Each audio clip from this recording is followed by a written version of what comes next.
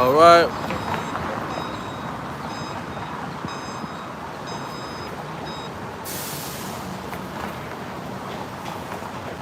All right, we're going to start out first giving our praises, glory, and honor to Yahweh, Bahashem, Yahweh Shai, Bahashem, Rekakadash. Yahweh been the name of the Heavenly Father. Yahweh Shai been the name of His only begotten Son, who they ignorantly call Jesus Christ. Now we're going to get into these prophecies as it is written.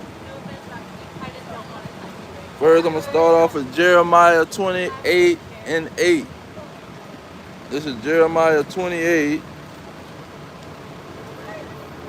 starting with verse 8. It says, the prophets that have been before me and before thee of old prophesied both against many countries and against great kingdoms of war and of evil and of pestilence. So we prophesying against these kingdoms and against these countries. Now Yahweh Shai said that this was what would be happening in the last days. Start off with that. Matthew 24, starting with verse 3. It says, and as he sat upon the Mount of Olives, the disciples came unto him privately, saying, tell us, when shall these things be? And what shall be the sign of your coming and of the end of the world? Okay. So verse 4, he went into talking about, don't let these people deceive you. And he said, they're going to be people coming in my name. And he was talking about that world, which was spoken of in, Second Ezra, the world of Esau. Now, let me add all these together because they do make a point. This is Second Ezra 6 and 9. And you know what? Let me start at verse 7. It says, then answered I and said, what shall be the parting of asunder of the times? This is what the disciples was asking him the same thing. What's going to be the end of the times? It says, or when shall be the end of the first and the beginning of it that followeth? So he talking about something that's ruling first. It says, and it was said unto him from Abraham unto Isaac, when Jacob and Esau were born of him, Jacob's hand held first the heel of Esau. So Jacob was going to be after Esau. He grabbing onto his heel. He coming out first. It says, verse 9, for Esau is the end of the world, and Jacob is the beginning of it that followeth. Okay. So this is what Yahweh Shai was saying. This is the world he's saying that was coming to an end, the world of Esau, Edom, the so-called white man. Now when you go into, let's see here. Let's see, that was 24. I wanted verse 7. No, Salakia, let me jump over to verse 12. You know what, let's get 7, then we'll get 12. Chapter 12. This is Matthew 24, starting with verse 6. It says, and ye shall hear of wars and rumors of wars. See that ye be not troubled, for all these things must come to pass, but the end is not yet. For nation shall rise against nation, and kingdom against kingdom, and there shall be famines and pestilence and earthquakes in diverse places. So this nation shall rise up against nation, kingdom against kingdom. What is he talking about? Let's jump back over to 12. This is Matthew chapter 12, starting at verse 25. It says, And Yahweh knew their thoughts and said unto them, every kingdom divided against itself is brought to desolation, and every city or house divided against itself shall not stand.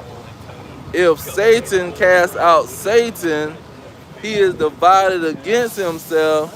How shall his kingdom stand? So this is what he's talking about. See, kingdom against kingdom. These Edomites who is running the kingdom, because it ain't but one kingdom.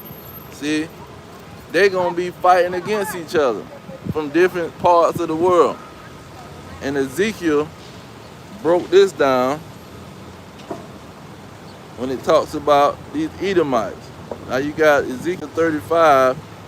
It's going to bring out these the kingdom of the Edomites. This is Ezekiel 35 and verse 2. It says, Son of man, set your face against Mount Seir and prophesy against it. And say unto it, thus says the Lord God, behold, O Mount Seir, I am against thee, and I will stretch out my hand against thee, and I will make thee most desolate. So you jump over to 38. It's going to tell you about the adversary of the Edomites who took the Holy Land. Because in 35:11 it says, you took possession of the land. In 36:5 it says, you took possession of the land with all joyfulness and with despiteful mind. So these are the people that took the land in chapter 35 of Ezekiel. Now chapter 38 is the other set of Edomites, the other Satan, the other adversary of Israel. 38:2 it says, Son of man, set thy face against Gog, the land of Magog, the chief prince of Meshach, Tubal, and prophesy against him. So the same people, just a different, a different set of Edomites. See, because the first set was Mount Seir. And let's go to Genesis 36. Let's see who is this Mount Seir is talking about. And let's let the word define who is Mount Seir. This is Genesis 36:8. It says, thus dwelt Esau in Mount Seir. Esau is Edom, and these are the generations of the fathers. These are the generations of Esau, the father of the Edomites, in Mount Seir. So when it says, I set my face against Mount Seir, it's talking about he setting his face against the Edomites. Then when he say he set his face against Gog in the land of Magog, he's talking about he setting his face against the Edomites. See, it's all coming down to Esau because he's the end of the world. And Yahweh shall say that their kingdom will be divided. Now let's get in Revelation.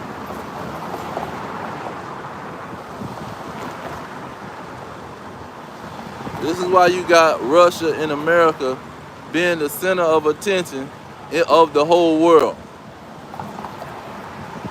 Revelation 6:4. It says, and there went out a horse. There went out another horse that was red. See, Esau came out red, Genesis 25:25. It says, and power was given to him that sat thereon to take peace from the earth, and that they should kill one another. See, it's gonna be divided, America and Russia against each other, and they're gonna kill one another. And there was given unto him a great sword. So let's go and get this great sword that was given to them. This is why they have power, because they was given a great sword. It's Genesis 27, and I'm going to start with 38 to get the whole context. It says, and Esau said unto his father, this is Genesis 27:38. And Esau said unto his father, have thou but one blessing, my father? bless me, even me also, O my father. And Esau lifted up his voice and wept. And Isaac his father answered and said unto him, Behold, your dwelling shall be the fatness of the earth and the dew of heaven from above. And by your sword you shall live. See, they got the military. Russia got one of the top militaries, and America got the top military. That's why you got the BRICS nations all flowing into Russia, begging Russia to help them. That's why you got NATO and the EU wanting America to help them. Now when you go into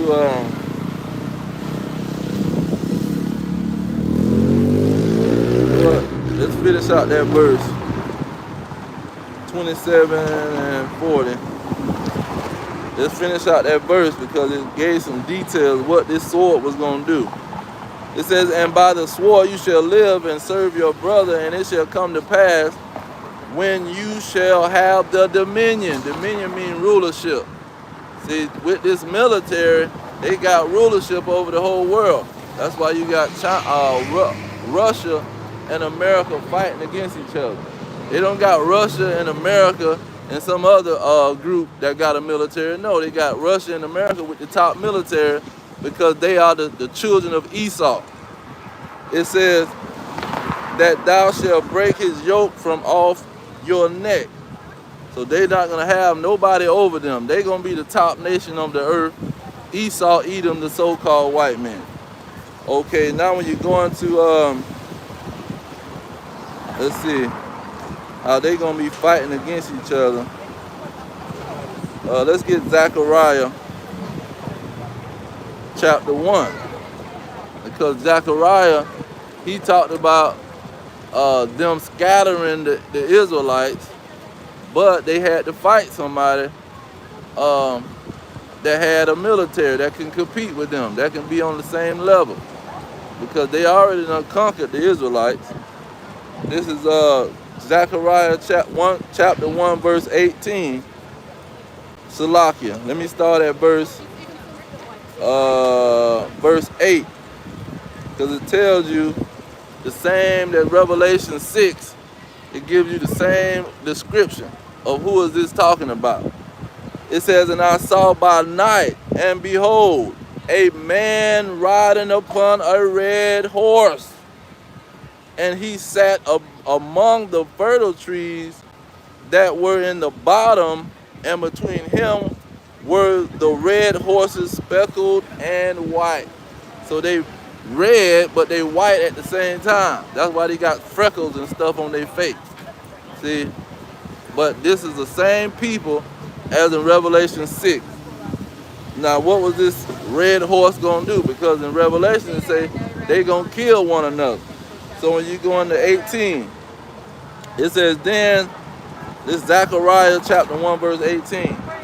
Then lifted up my eyes and saw, behold, 4 horns. So these horns are 4 major kingdoms. What can identify as a kingdom is language. You got the French, the Portuguese, the Spanish, the English.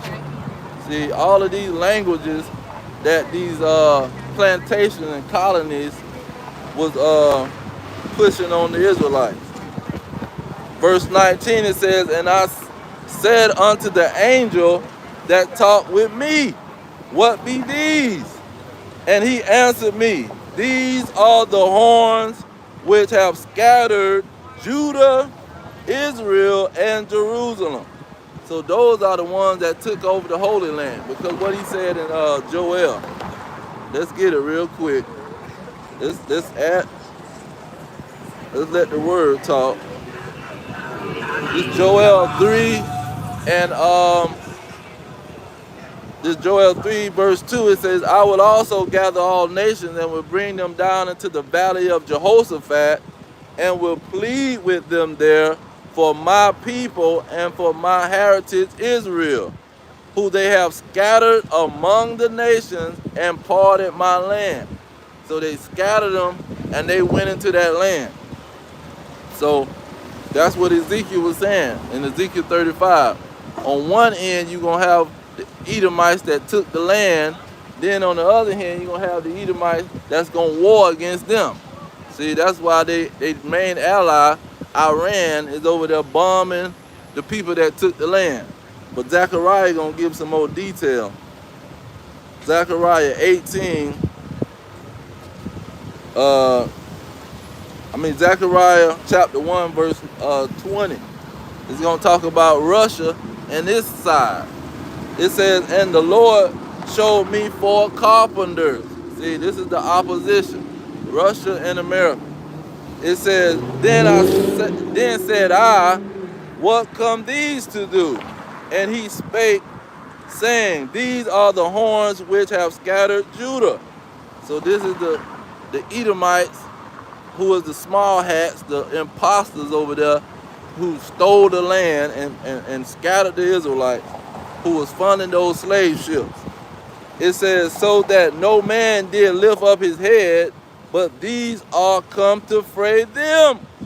So it's this Russia and Iran and China is coming to get these Edomites in the homeland, which who have 6 million Edomites, talking about they some Israelis, and you got some 6 million over here in Babylon the Great, talking about they Israelis running this government.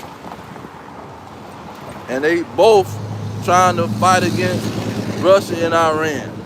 It says, so that no man lifted up his head, but these are come to fray them, to cast out the horns of the Gentiles, which lifted up their horn over the land of Judah, to scatter it.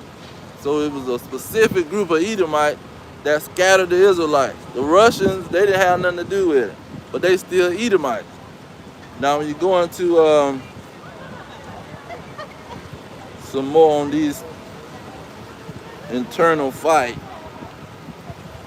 let's see here. Got Ezekiel.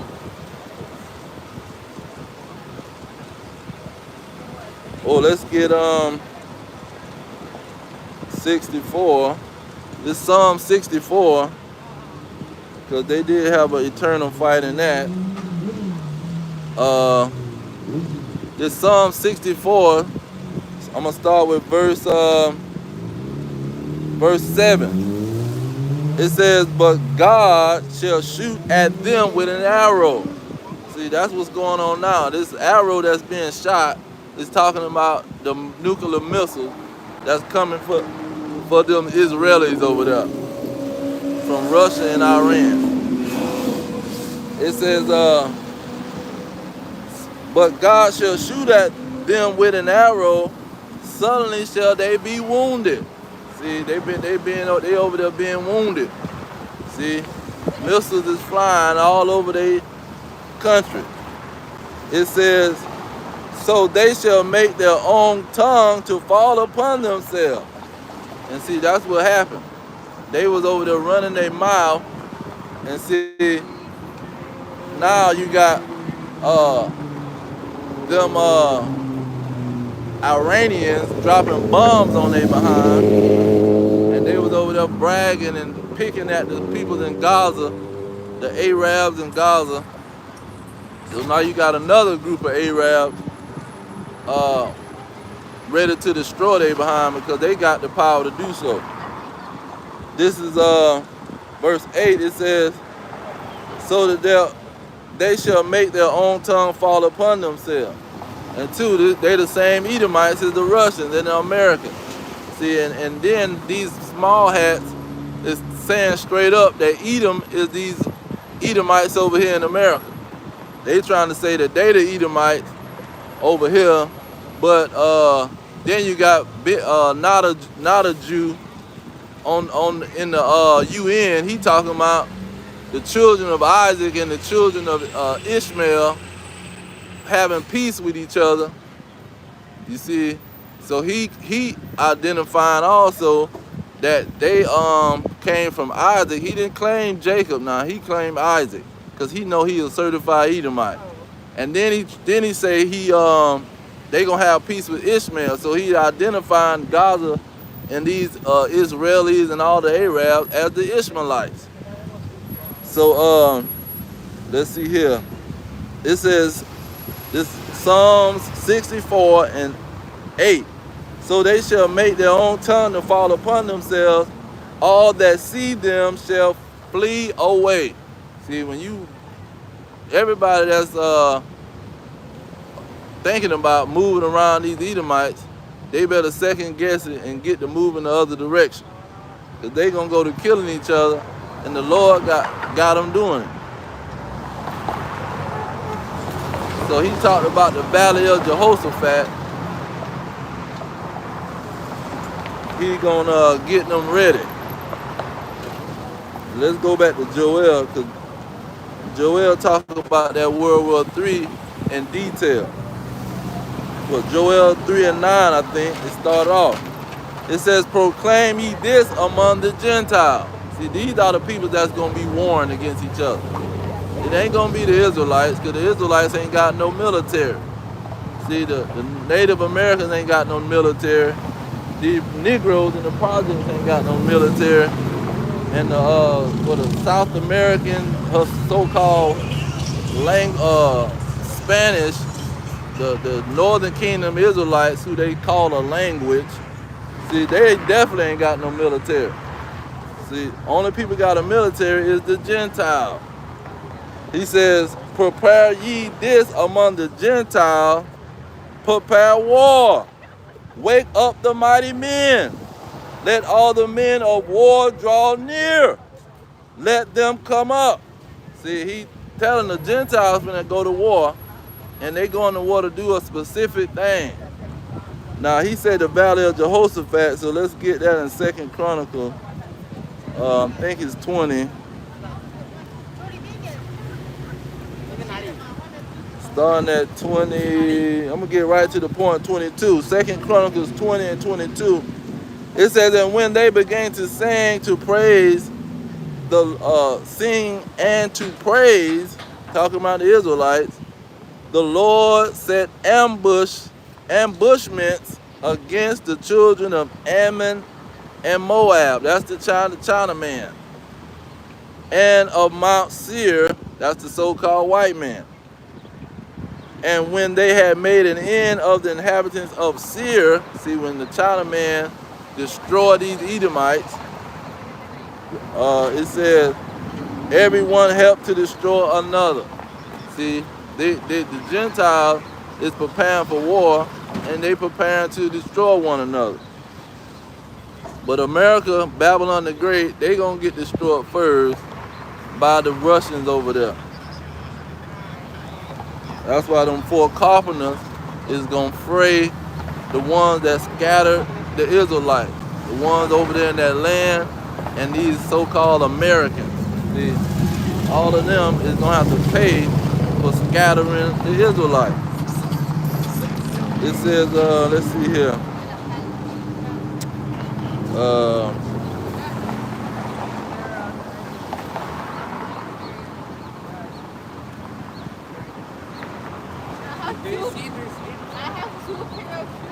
Oh, let me get Obadiah. Obadiah talked about this war that these Edomites will have with each other. It says, verse 1, the vision of Obadiah. Thus says the Lord God concerning Edom. See, why the prophet Obadiah only talked about the Edomites? Because they would be ruling the whole world at the end of the world. They would take over the Holy Land. It would be talked about on the news all day long. Here come the Russians, here come the Americans. The Russian president said this, the American president said that. Because the Edomites would be the ones having war coming against them. It says, we have heard a rumor from the Lord. See, the Lord gonna have people coming out prophesying about the kingdom. They're not gonna be up in the church running their mouth talking about give us a donation, give us a offering. See, what does Jehovah's Wickedness say? Contribution. Put something in the contribution box. See, that's not what it's gonna be about, man. It's gonna be somebody prophesying against their stinking wicked kingdom.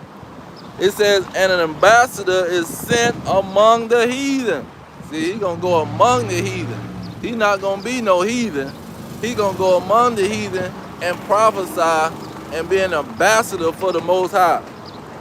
It says, arise ye and let us rise up against her in battle. So he's saying, we coming against these Edomites.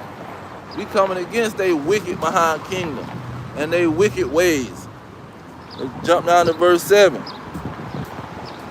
It says, all the men of your confederacy have brought you even to the border. The men that were at peace with thee have deceived thee. See, they saying, oh, we are part of your NATO. We are part of your EU. See, but we gonna come against you. We gonna join Russia and blow your behind up, man. It says, and prevailed against you. See, they gonna prevail against America. They gonna switch out on America. The own American generals is saying NATO will never go against Russia, because Russia right at their front door. It says, they that eat your bread have laid a wound under thee. See, they done met up with Americans and say, yeah, man, we're a team. We're going to stick together. But you see what's happening to Ukraine. See, Ukraine is getting bombed, and America ain't doing nothing. It says, there is none understanding in him. See, he can't understand because he's so prideful. You can't tell him nothing. He ruled the whole world. He got the military. See, you can't tell him nothing. It says, shall I not in that day, says the Lord, even destroy the wise men out of Edom and understanding out of the mount of Esau? See, they understanding is off. They can't understand none of the prophecy. They can't understand simple stuff. We telling them the Lord is going to destroy your behind once you put that M-O to the T to the B out there. You try to chip all of these people and put some kind of slave device on their behind. You trying to put a yoke on all the people. I don't care where you put the yoke at. Wherever you trying to put this yoke, and there's some Israelites on the scene, that's when he going to destroy your behind. He going 100 miles per hour in the situation because he took the wisdom out of this man. What else? What's the other thing? He say, he done told him, don't touch his anointing, his Israelites. They got certified documentation. The rabbis done wrote all kind of books. They got all the records. They know who was being transported. See, they know what these Hamites over there telling them, and these coon Negroes that done teamed up with the Hamites. See, they know coon Israelites, what I want to say, that done teamed up with the Hamites and say, let's sell these Israelites. See, they think they are better than us and all this crap. They know about the records, man. Now let's get Obadiah said they gonna fight and kill each other, man.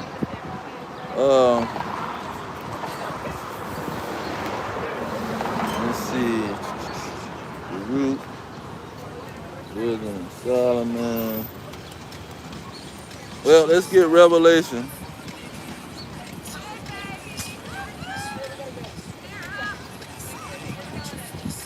Revelation 12. You got the chuck. Let's see.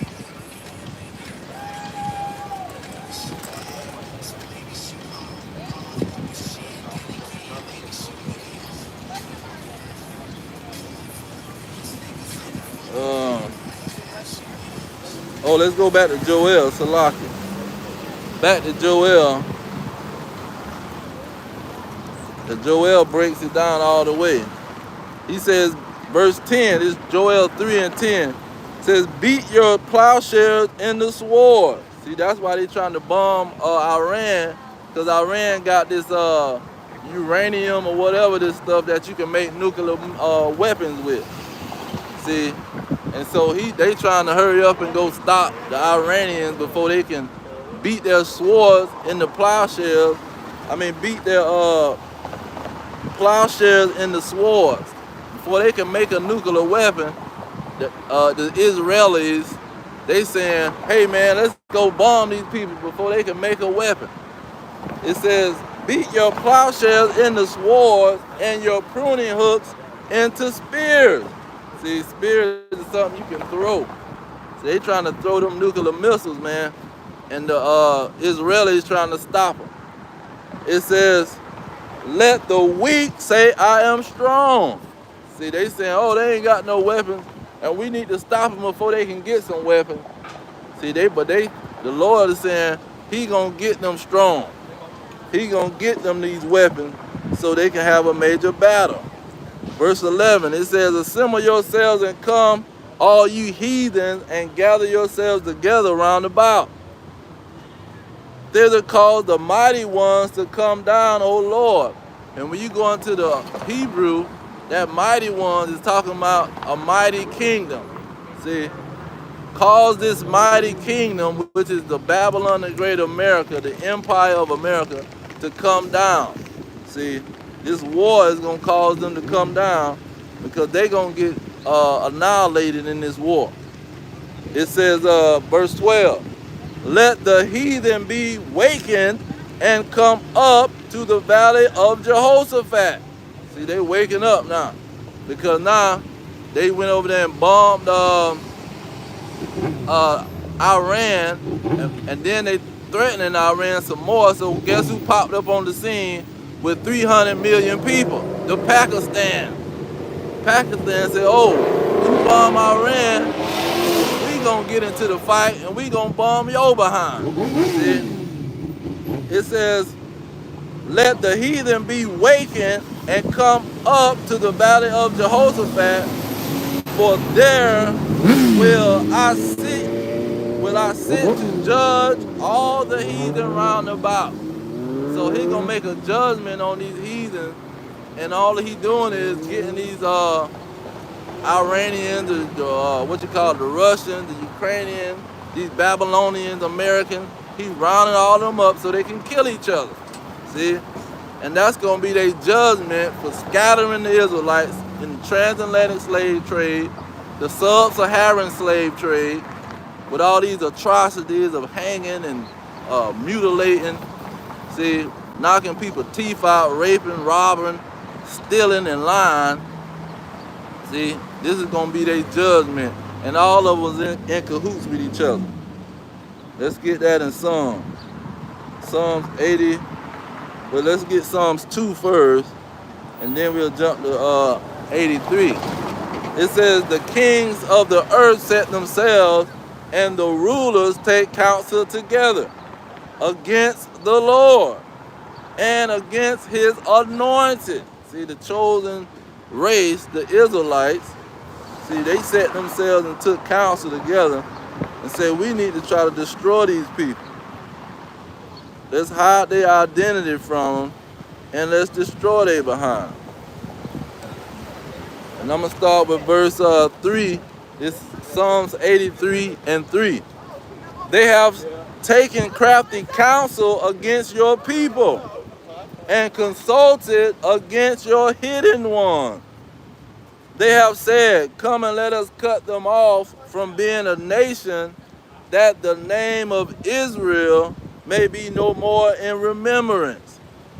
For they have consulted together with one consent.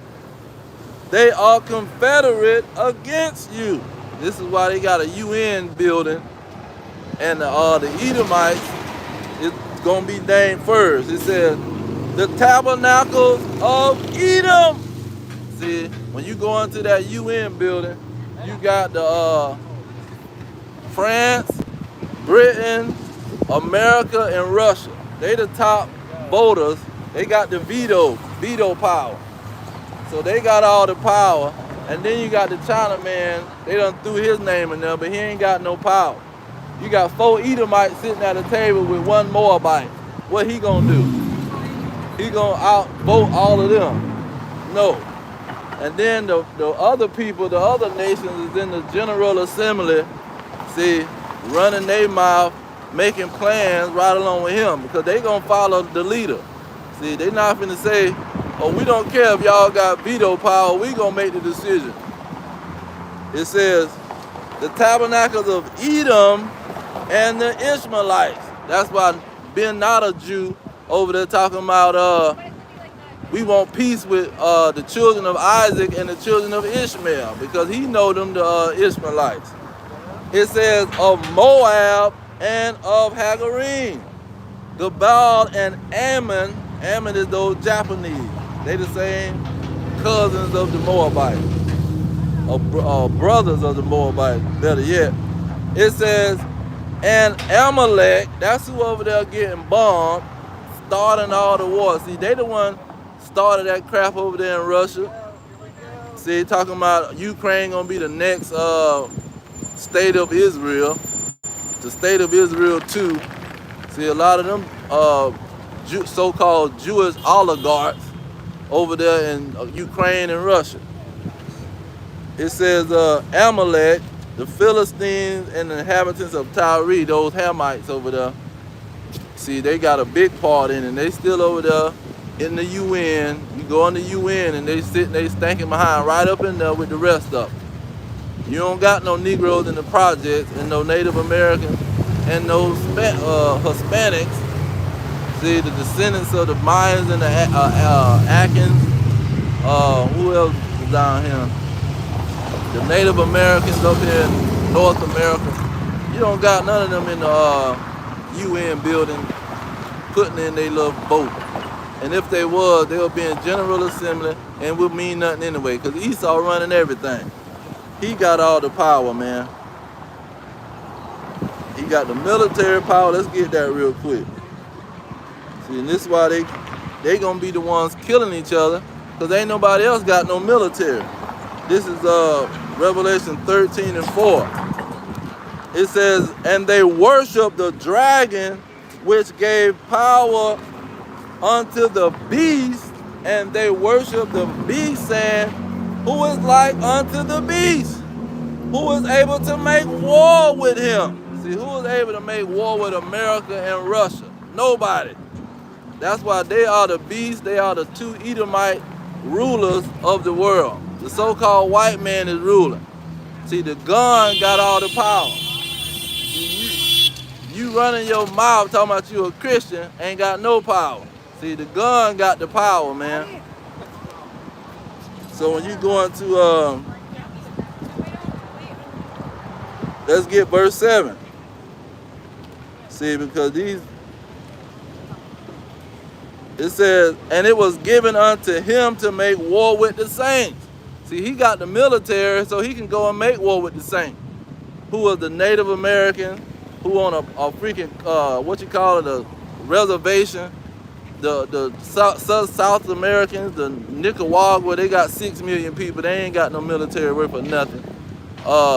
What you got, who else down there? El Salvador, they got 6 million people. That ain't worth for no military, man. They ain't got no military, no major weapons to do nothing. They depending on America to beg massa for some help. It says, and it was given unto him to make war with the saints and to overcome them. And power was given him over all kindreds, tongues, and nations. When you go into the United Nations, there's only one nation that got one nation that got power. And he got diplomatic power with the UN. He got military power with his military. Everybody know he got the power. That's why a lot of these Negroes scared of him, because he got military.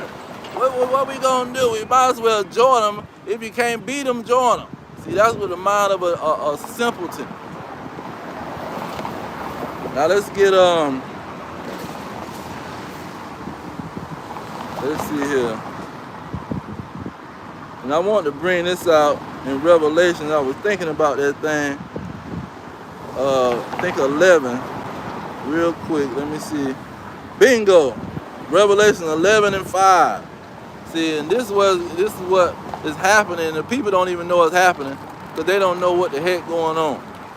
It says, if any man will hurt them, fire proceeded out of their mouth.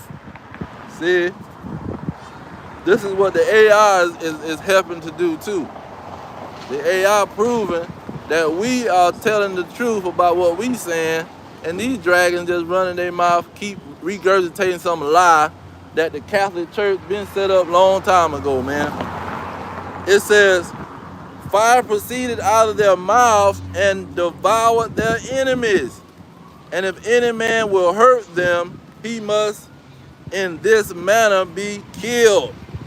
Now here go another part of it. It says, these have power to shut heaven, that it rain not in the days of their prophecy, and have power over waters to turn them to blood, and to smite the earth with all plagues. See, all these plagues that's happening, man. You got tsunamis, hurricanes, tornadoes. See, you got all this stuff tearing up, famines, and all of the plagues that's plaguing the earth. The Israelites prophesying is increasing these things. It says, and to smite the earth with all plagues as often as they will. See, because the Israelites, they the ones that got power with God, because this is what their forefather Jacob earned as a blessing by wrestling the angel. He said, you're gonna have power with God and man. Let me see if I can grab that real quick. I don't wanna butcher the scripture.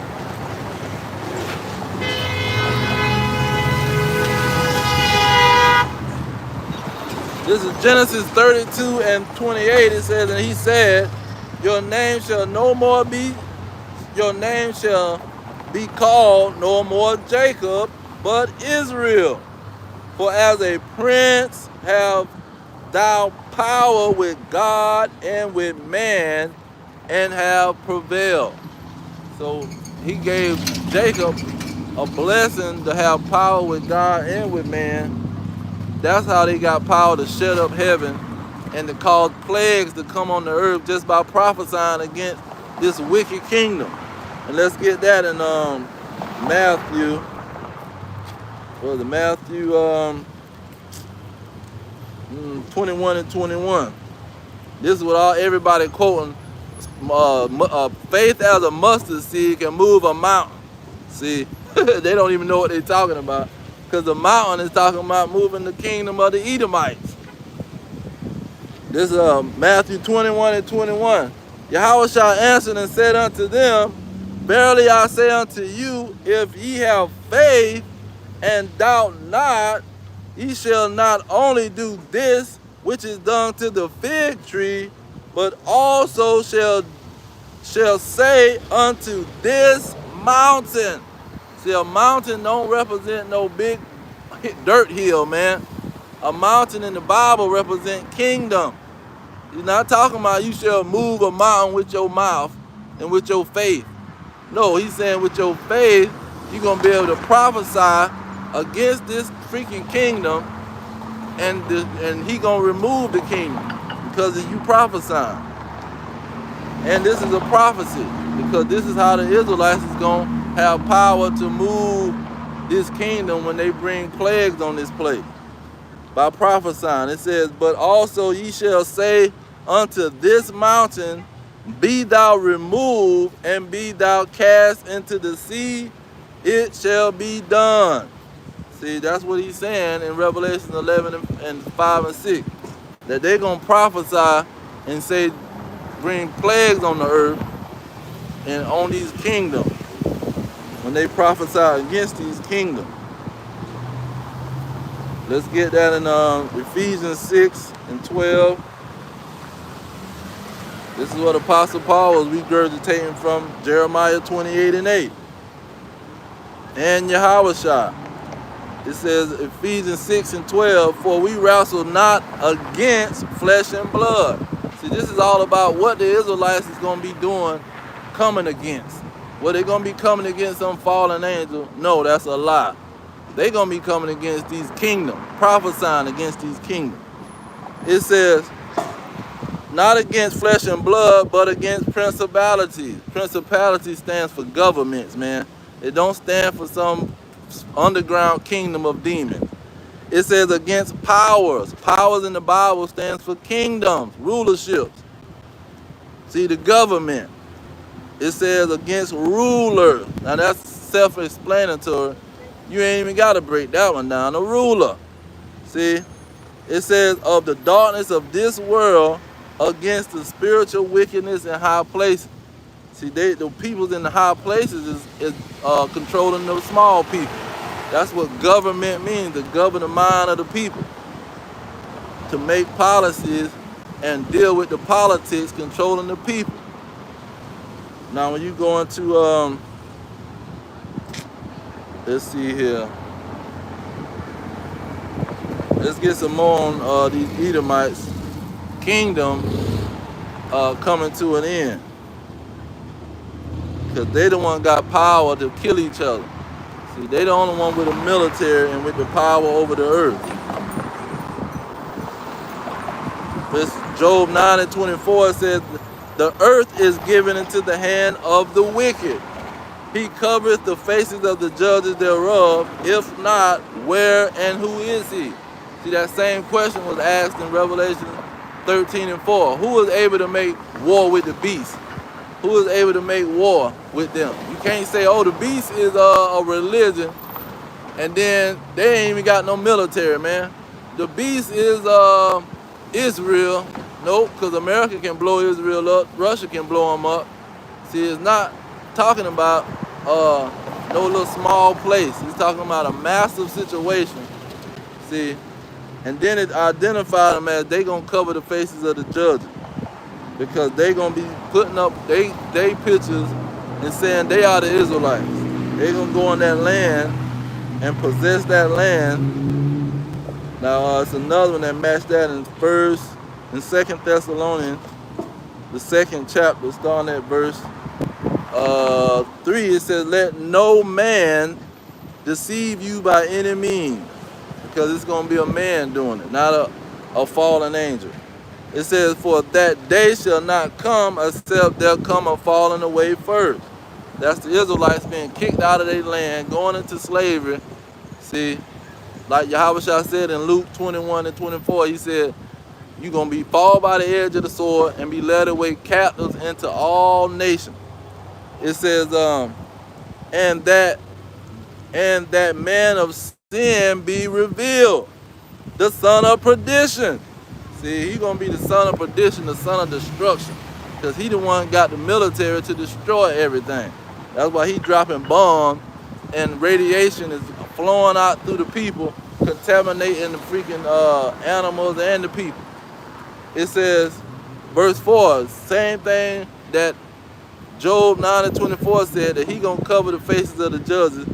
Now look at what verse 4 said, that this man of sin, this lawless nation going to do. It said, who opposed and exalted himself above all that is called God, or that is worship, so that he as God sit in the temple of God, showing himself that he is God. See, he the one above all these religions, talking about he the Pope. Then he put up white Jesus, the Pope Alexander VI. He get his son to put up white Jesus. See, let's put my son up, Caesar Borgia. Let's put him up and say he the Messiah over the Israelite. And so if he the Messiah, guess what? All of the rest of the people is going to be the same thing. So these small hats, now they can be certified to people, because we done put up, and the Pope got a small hat on his head too. He in cahoots with these Jewish peoples. Bunch of imposters, man. He says, showing himself that he is God. See, he put himself up there touching Yahweh's hand. See, him and Yahweh out there touching the fingers together. his gay partner, Michelangelo, Donatello. See, they putting their pictures up talking about the Edomites is the Israelites. That's pretty much what they did. They just switched the whole situation. And let's get that in Revelation 2 and 9. And then another thing, when they say, oh, this is talking about the Jews, well, hold on, wait a minute. Did not Apostle Paul, not Apostle Paul, Apostle John, what did he say in the first verse to set the foundation for the situation? He says, this is Revelation chapter 1, Salaki, the first verse of Revelation 1. He said that the revelation of Yahushua Mashiach, which God gave to him to show unto his servants things which must shortly come to pass, and that he sent and signified it by his angel and his servant John. So who was being raised up at this time? See, this is John in 90-something AD. The temple already done been destroyed. The Israelites done been scattered out of the homeland. See, the Lord they ain't got no congregations of no Israelites. Nero done hung the people up all over the city, man. The Israelites is in what do you call them? Them underground caves hiding from the Romans. They done fled into Africa, hiding from the Romans. See, they done right after that you got right after when John was in the the prison, there was Israelites ruling the Roman Empire. They was having Israelites ruling the Roman Empire. Then 300 years later, you got Byzantine and Constantine and all this. The Byzantine Empire, which is Constantine, he started that. So where you got these Jews that you got Israelites that's Jews, but they not Jews. It don't even make no sense. They were talking about Israelites there. So that don't make no sense. That ain't going along with the timeline. So how is it some Israelites that's not saying that they Jews, but they not? It don't make sense. This got to be a future time that is some imposters talking about they are Jew and they not. It says, this Revelation 2 and 9, I know your works and tribulation and poverty, but thou art rich.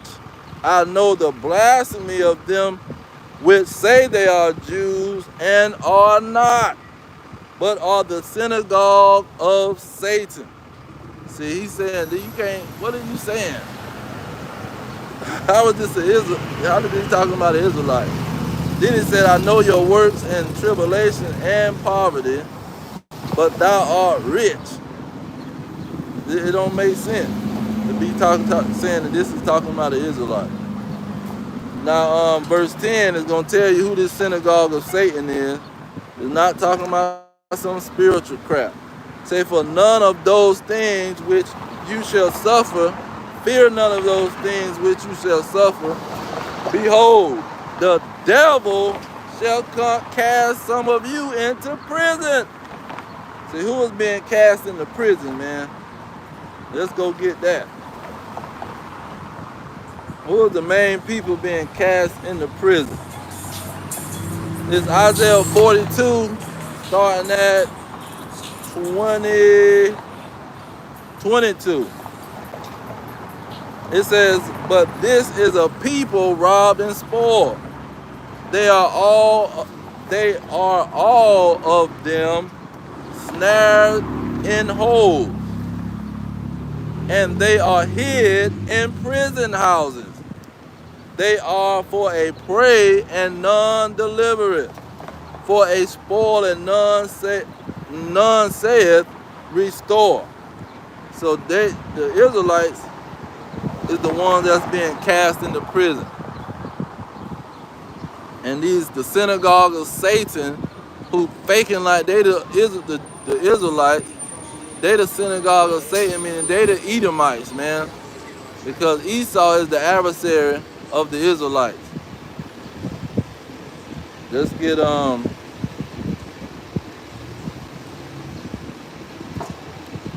let's see here. Oh, certified. Now it says, this is Acts 26. It says, and Agrippa said unto Paul, thou art permitted to speak for thyself.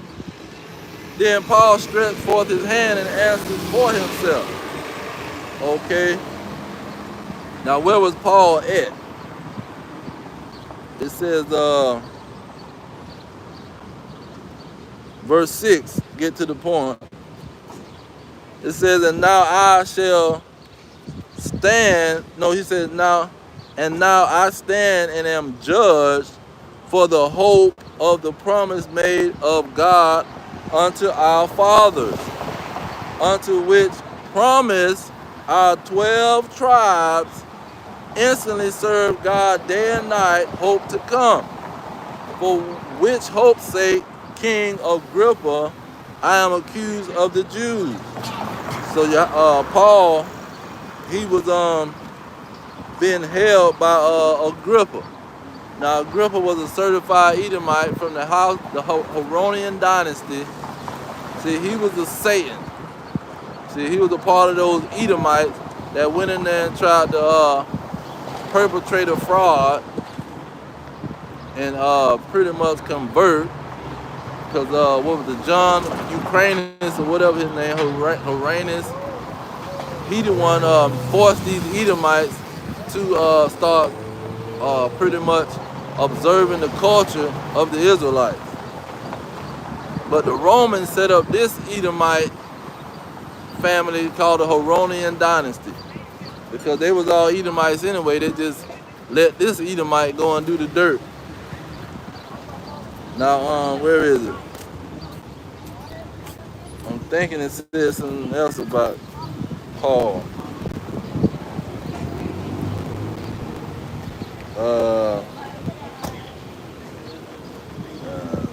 Oh, there it is, verse 29. This Acts 26 and 29, it says, and Paul said, I would to God that not only you, but also all that hear me this day will both almost and all together such as I accept these bonds. So he was in prison, man. Agrippa the Edomite had him in prison. So even back then, they already understood the devil was these Edomites. They was going to throw us into prison. The Lord was going to have to save us from these people. But he's causing them to kill each other.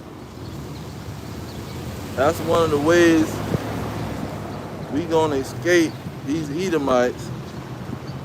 So let's go into 2nd Esdras, because this is what's going to be going on.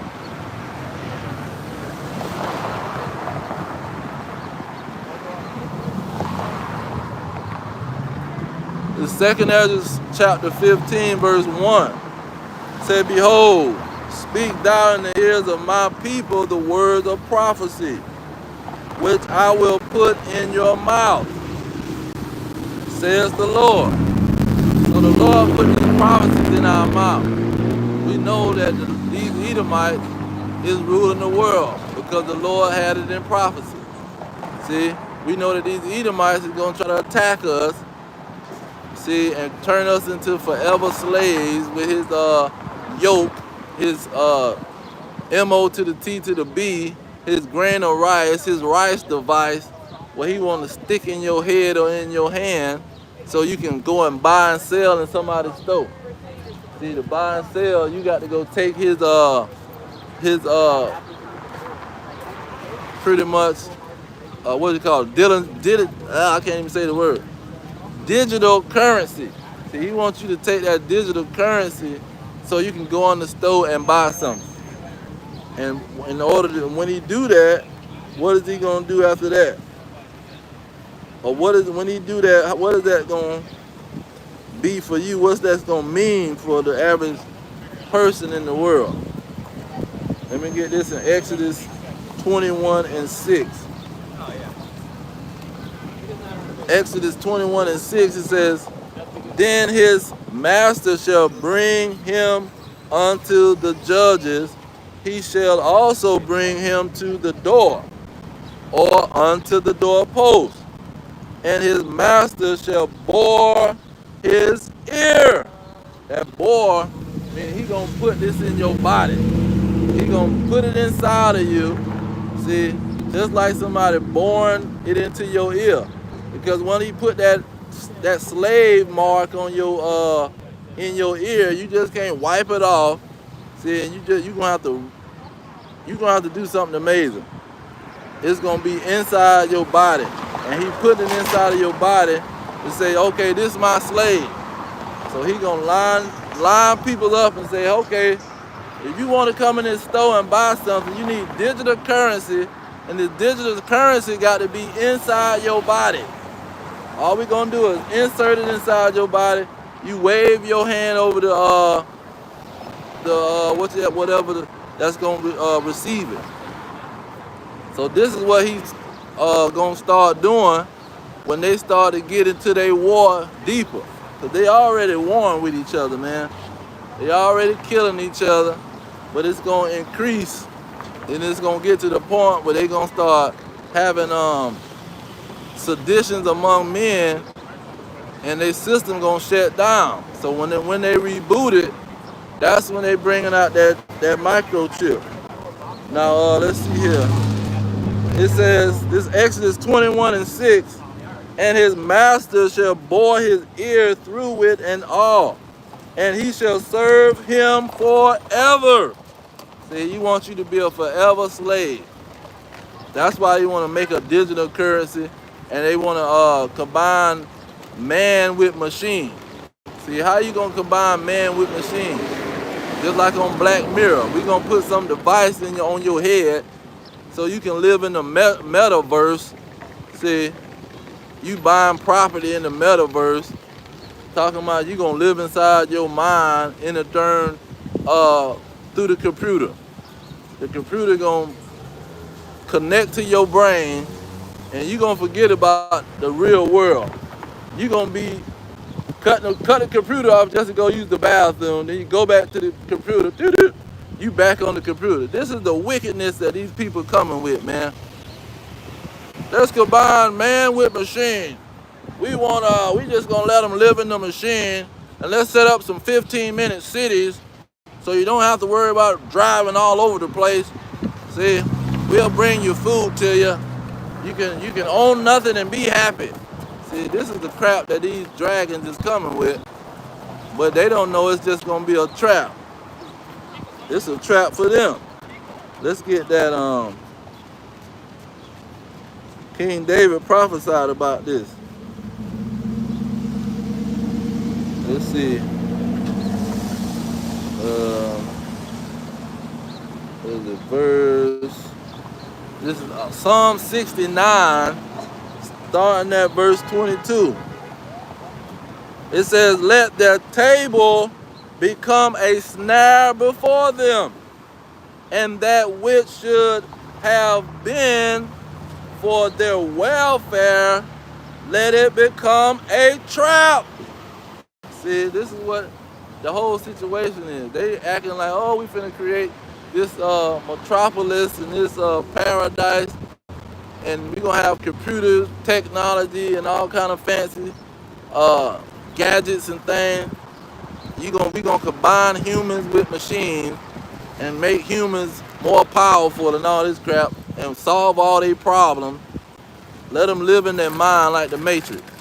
See, it'll never happen, but he done started it already, because you got these kids playing video games, man. They stopping the game just to go use the bathroom. They got to go hide somewhere in a building so the other computer player don't find them and kill they behind. So you hiding out from other gamers just to go use the bathroom. This is the mindset of these people, and it's gonna increase. The AI just making everything move faster. Let's see here. Let's get Daniel. This is all prophecy. Daniel chapter 12, starting at verse 4. It says, but thou, O Daniel, Salakia. Am I reading the right one? Yeah.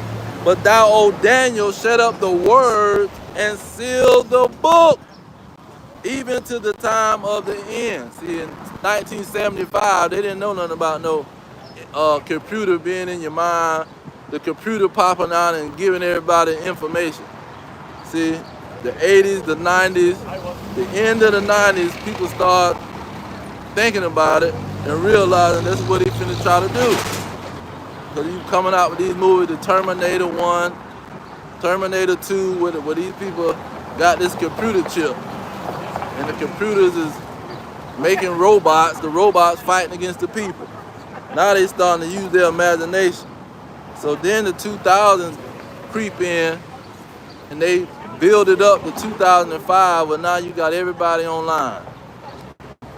And it says, to the time of the end, many shall run to and fro, and knowledge shall be increased. So let's get that in sum. Knowledge gonna be increased, but this is gonna be a trap. They thinking this knowledge is gonna help them, but it's really a trap. This is Psalms 19, starting at verse 1. It says, the heavens declare the glory of God, of the Most High, and the firmament showeth his handiwork. So what's the firmament? The firmament is going to be talking about those internet towers. These towers that's going to be shooting communication and knowledge across the whole world pretty much. It says, verse 2, day unto day uttereth speech, and night unto night showeth knowledge. See, this is what the knowledge is. All day long you can get online and listen to somebody run their mouth about whatever subject it is. You can get online and increase in your knowledge. 2 o'clock in the morning, 3 o'clock in the morning, 5 o'clock in the morning, 12 o'clock in the daytime. Non-stop, people can increase their knowledge. And mainly they're going to be increasing their knowledge going through these scriptures. That was the main purpose of the situation. But they can, any kind of knowledge. But in verse 3 it says, there is no speech nor language where their voice is not heard. So the prophets, the Israelites, will be prophesying day and night. See, even when the Israelites record the video, go to sleep, somebody can go on there and watch the thing at 4 o'clock in the morning. Or in another country with a whole nother language. Verse 4, it says, their line is gone out through all the earth, and their words to the end of the world. See, all over the earth, all over the world. Okay, there was another one in here. Oh, verse 6. It says, his goings forth is from the ends of the heavens, and his circuit unto the ends of it, and there is nothing hid from the heat thereof. So ain't nothing gonna be able to hide. Now let's get that in 2nd Ezra 6 and 20. Back it up with the Ezra. It says, and when the world that shall begin to vanish away, like Daniel, it said in Daniel 12 and 4, in the end, this is when it's going to happen. It says, shall begin to vanish away and shall be finished, then will I show these tokens. The books shall be opened before the firmament. Okay, now it's being specific. Not just saying, oh, the Lord, the workings of the Lord. No, it's saying that the books is going to be in the firmament. You can go online and read all kind of books. What's going on in these last days? They saying if you want to increase something, we can give you a summary of the book, 15-minute summary of this book. And you can download it and become better in your whole life.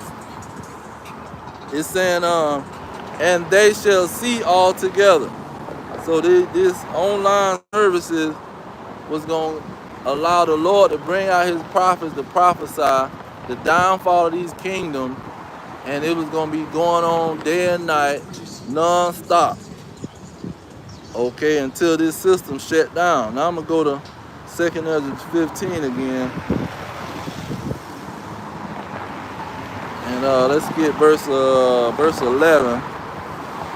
He says, the 2nd Ezra 15 and 11, and I will bring them with a mighty hand and a stretched out arm, and smite Egypt with plagues as before, and will destroy all the land thereof.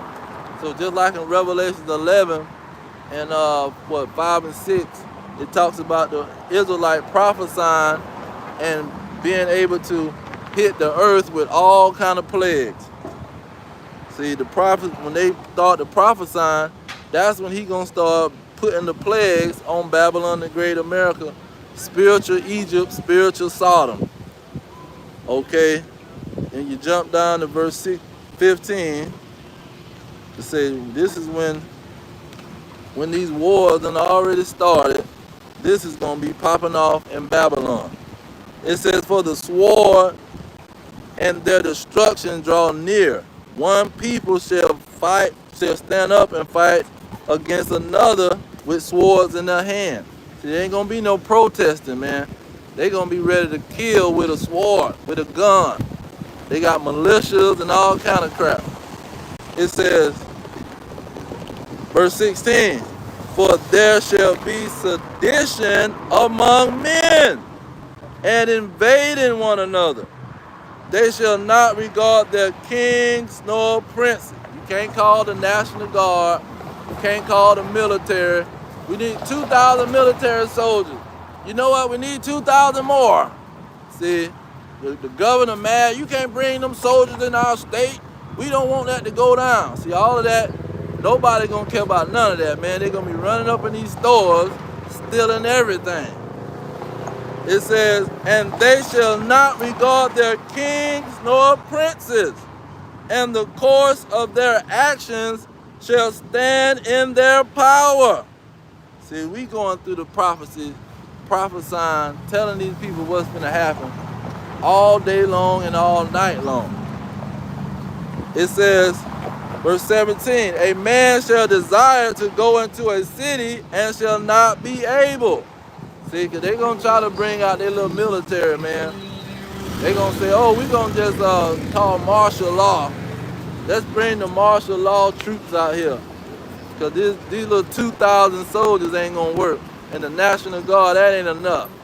And we don't got enough police officers. It says, a man shall desire to go into a city and shall not be able. Roadblock. See, they're going to block up the road. You ain't coming in our city with that crap. And what the movie Civil War, they had the roadblock, people all on the roof. Like, don't come in our city with that crap. It says, because of their pride, the city shall be troubled. The houses shall be destroyed, and men shall be afraid. See, they going to be afraid. Oh, my children. Oprah Winfrey on Color Purpose, she say, get my children out of here. See, that's what them people gonna be thinking about. They chilling. You ain't gonna be able to save them children when all heck break loose in America. It says, verse 19, a man shall have no pity upon his neighbor, but shall destroy their houses with the sword and spoil their goods because of the lack of bread and for great tribulation. See, it's going to be a lack of bread. The grocery store ain't going to be open. And you probably can't go in there anyway because they're going to ramshack that place. Let me jump back to chapter 6 of 2nd Ezra. Because that was right after he said, oh, the knowledge is going to increase.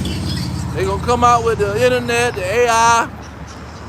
See, everybody going to know what's in those books because the prophet's going to be telling them. Everybody going to know the prophecies. They might not believe in them, but they going to hear the prophets talking about them. Now, this 20 and 21, 22. It says, and suddenly, it's second Ezra 6 and 22. And suddenly shall the sown places appear unsown, and full storehouses shall suddenly be found empty. See, they're going to ramshack these stores.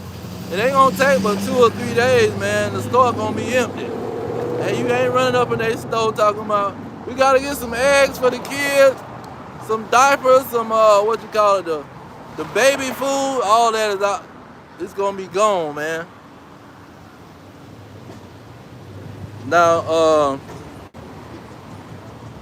let me get 23 and 24. It says, and the trumpet shall give a sound, which when every man heareth, they shall be suddenly afraid. See, the lack of bread. They going to be afraid, man. See, my family about to starve out. Verse 24, it says, at that time shall friends fight one against another like enemies. So what was that movie that Obama them threw out there? Leave this world behind. You got the man, his next door neighbor, who he was cool with.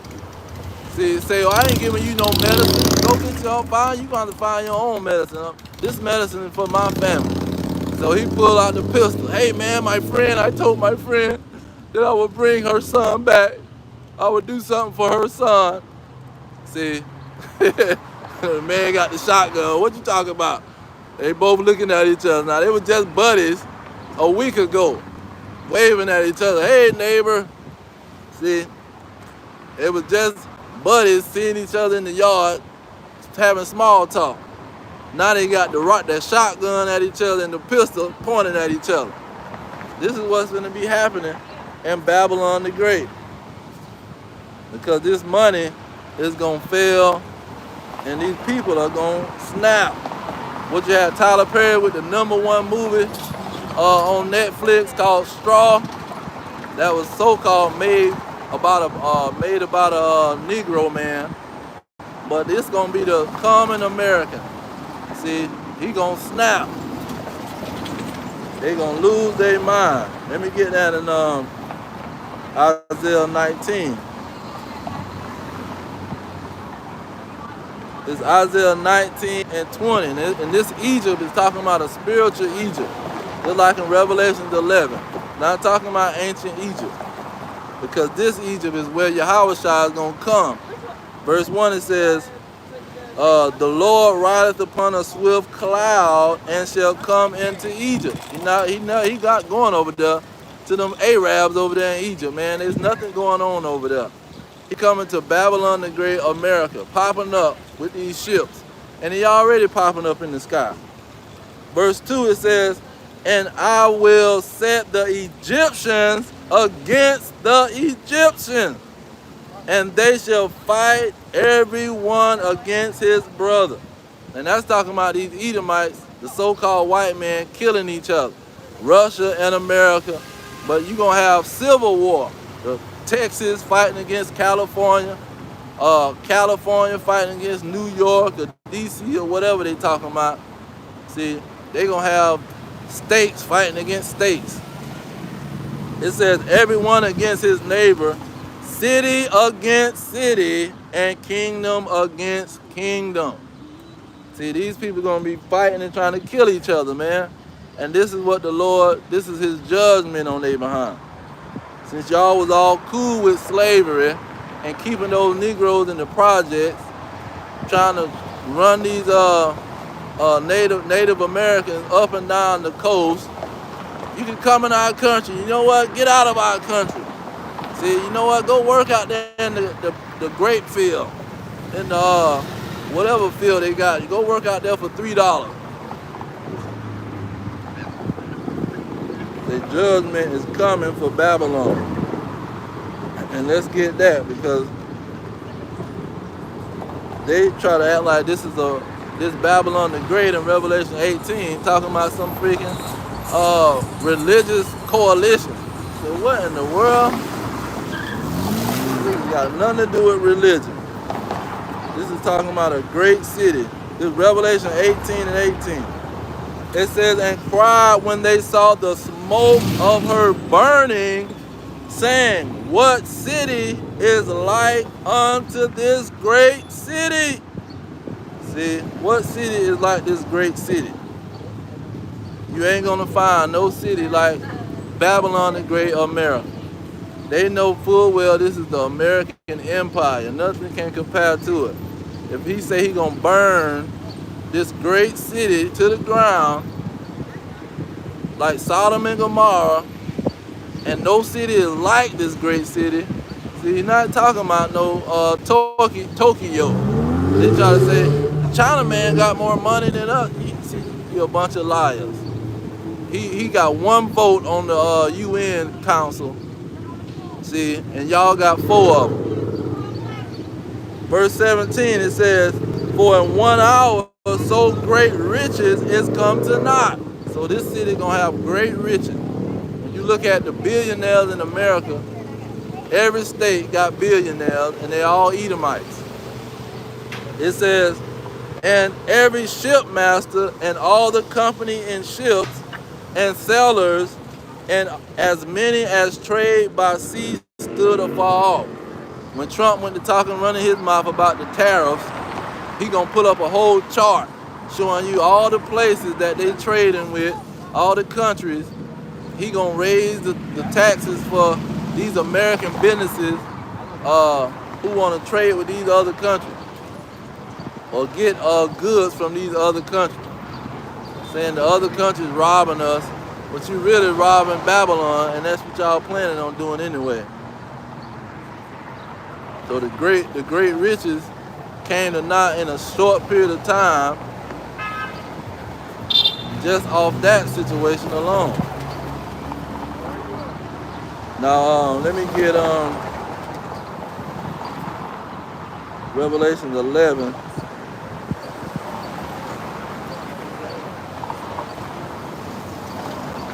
This is Revelations 11 and 11. I mean 11 and 8.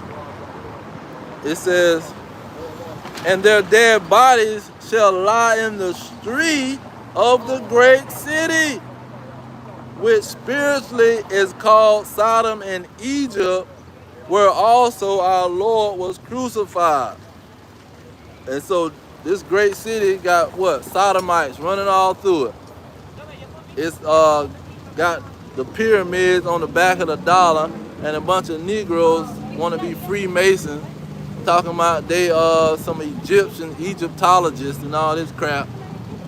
They come from Egypt because these people worshiping the Egyptians. And all of their gods, the Christmas, the Easter, all that crap coming from Egypt, man. And then it says, where also our Lord was crucified. He was crucified spiritually. It's not talking about physically, it's talking about spiritually he was crucified. This is where those conquistadors, the conquerors, the Edomite conquerors, this is where they came to. And they took a priest, the Pope put out this, the decree, go and get these so-called blackies, these dark-skinned people, and turn them into Christians. See, and when you go down there, take my son, Caesar Borgia, take a picture of Caesar Borgia down there with you, and hold up a cross, the Holy Cross, and make them be Christian. See, put them in chains and say you got to be Christian. If you be, then there was one letter or book. He said if these Israelites who knew Hebrew, who knew they was Israelites, if they accept to be a Christian, he'll let them go. See, he'll let them live a regular life.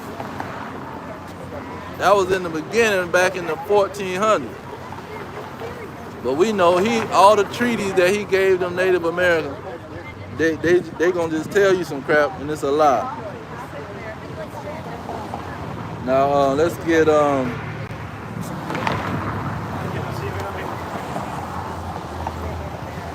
you talking about these missiles flying. Let's get these missiles real quick. This is Isaiah 40 6, no, Isaiah 54, Salakia. Isaiah 54 and 16. It says, behold, I have created the smith that bloweth the coals in the fire, and that bringeth forth an instrument for his work. I have created the waster to destroy. No weapon. So he talking about a weapon. I created the weapon to destroy. See, I didn't create no weapon just so people can put it in the missile silo and sit it up under the ground. See, and these people seeing that he created these weapons so he can clean out that rat hole over there. See, that so-called holy land. They're gonna have a lot of holes over there when those missiles get to dropping on their behind. It says, no weapon that is formed against thee shall prosper. So they over there getting hit by the weapon. See, he created a weapon and it's falling on their head. So they are not no Israelites. Let me finish the verse because it's gonna tell you who it is, who he gonna protect from these weapons. It says, every tongue that shall rise against you in judgment, thou shalt condemn. So we can condemn these people that want to talk about, oh, these Israelites, all they doing is talking against these people's kingdom. See, when the Lord told us to prophesy against their kingdom. So you talking against the Lord. That's why you see murder and a lack of love. What Yahweh shall say, the love shall wax cold in the last days, because these folks is wicked. And they talking against his prophets. It says, this is the heritage of the servants of the Lord, and their righteousness is of me, says the Lord. So why are those weapons prospering against the small hats? Why is those weapons prospering, blowing up their city? You even got UFOs knocking down the Israeli missiles and letting the Iran missiles blow up their city. See, what up? Because they shooting missiles trying to hit the Iranian missile. So the UFO knocked their missile down. See, so knock their defense missile down, so that the missile can come down and hit these Israelis. These faking the funk Edomites. So let's get some more on the missile. This is Isaiah 34. We're gonna get right to the point. It says, for my sword, my nuclear missile. See, my missile is gonna be coming. For my sword shall be bathed in heaven. Behold, it shall come down upon Idumea. See, those missiles is coming down on them Edomites over there talking about, oh, what tribe are you from? I'm from the tribe of Judah, or I'm from the tribe of Levi. You a Levi Judah lie. You can't sing a lick. All the tribe of Judah can sing. Aretha Franklin, Patti LaBelle, see, Jennifer Hudson, Mariah Carey. See, all these Judites can sing. You can't sing a lick. Ain't nobody listening to no small hat woman or man singing. So you know they a bunch of lies, man. It says, it shall come down upon Idumea, upon the people of my curse, to judgment. So that's what's already popping off. See, them people. Now another thing, he said, let me get this in Deuteronomy 32. No, 33. Deuteronomy 33 and 38. It's just how he worded this one. He says, Israel then shall dwell in safety alone. See, them people ain't in safety. They over there getting their behind kicked. And where the real Israelites is in Babylon the Great, America, the virgin daughter of Babylon. See, why is this the virgin daughter of Babylon? Because the Lord been keeping it safe, because the Negroes and Hispanics and Native Americans are here. We've never been hit with a missile. Never. See, only them rats over there, them imposters in our homeland, they getting hit with a missile. It says, Israel then shall dwell in safety alone. Jump down to verse 29. Happy art thou, O Israel, who is like unto thee. So who can sing like Patti LaBelle? Who can sing like Aretha Franklin? See, Whitney Houston, Mariah Carey. You can't find these people that can sing on that level, man. Talking about they the tribe of we from the tribe of Judah. You are the tribe of Judah, lie. Now if you say you converted, you can get a tad inch of respect. But if you ain't talking about you a converted Edomite, you is talking madness. You ain't the tribe of nothing. And let me get that in Psalm 137. And this Psalms 137, starting at verse 3. It says, for they that carried us away captives require of us a song. See, who carried the Israelites away captives? Those small hats who were paying for those slave ships. See, because people been borrowing money from these small hats forever, man. They've been the richest Edomites loaning people money. They loaned Christopher killing Columbus. They loaned him some money. Told them, we want 10% when you come back. It says, and they that wasted us required of us mirth, saying, sing us one of the songs of Zion. Who got the best music in the world? Why are these people up on our music so much? See? Why are they the so-called record labels owned by the small hats? Why they want to push the music? Use us to push music. You can push all that music with your people. You can give your people millions of dollars, see, to sing murder, kill, steal somebody's woman, sleep with somebody else's woman. You can push that with your people, but you ain't pushing it with your people. You know you got to use the tribe of Judah to push it. Now, let me jump down to verse 7. So who will be doing this? It identifies the people that will be saying, please make a song, sing us a song. You got American Idol, what's the other one? The Voice. Verse 7, it says, remember, O Lord, the children of Edom in the day of Jerusalem, who said, raise it, even to the foundation thereof. O daughter of Babylon. That's why in Jeremiah, it said, the daughter of Babylon. Let me go into Jeremiah. So Jeremiah talked about the northern kingdom and the southern kingdom being in slavery. Let's see here. Jeremiah 50 and 33. And this is talking about Babylon the Great too. The same operation.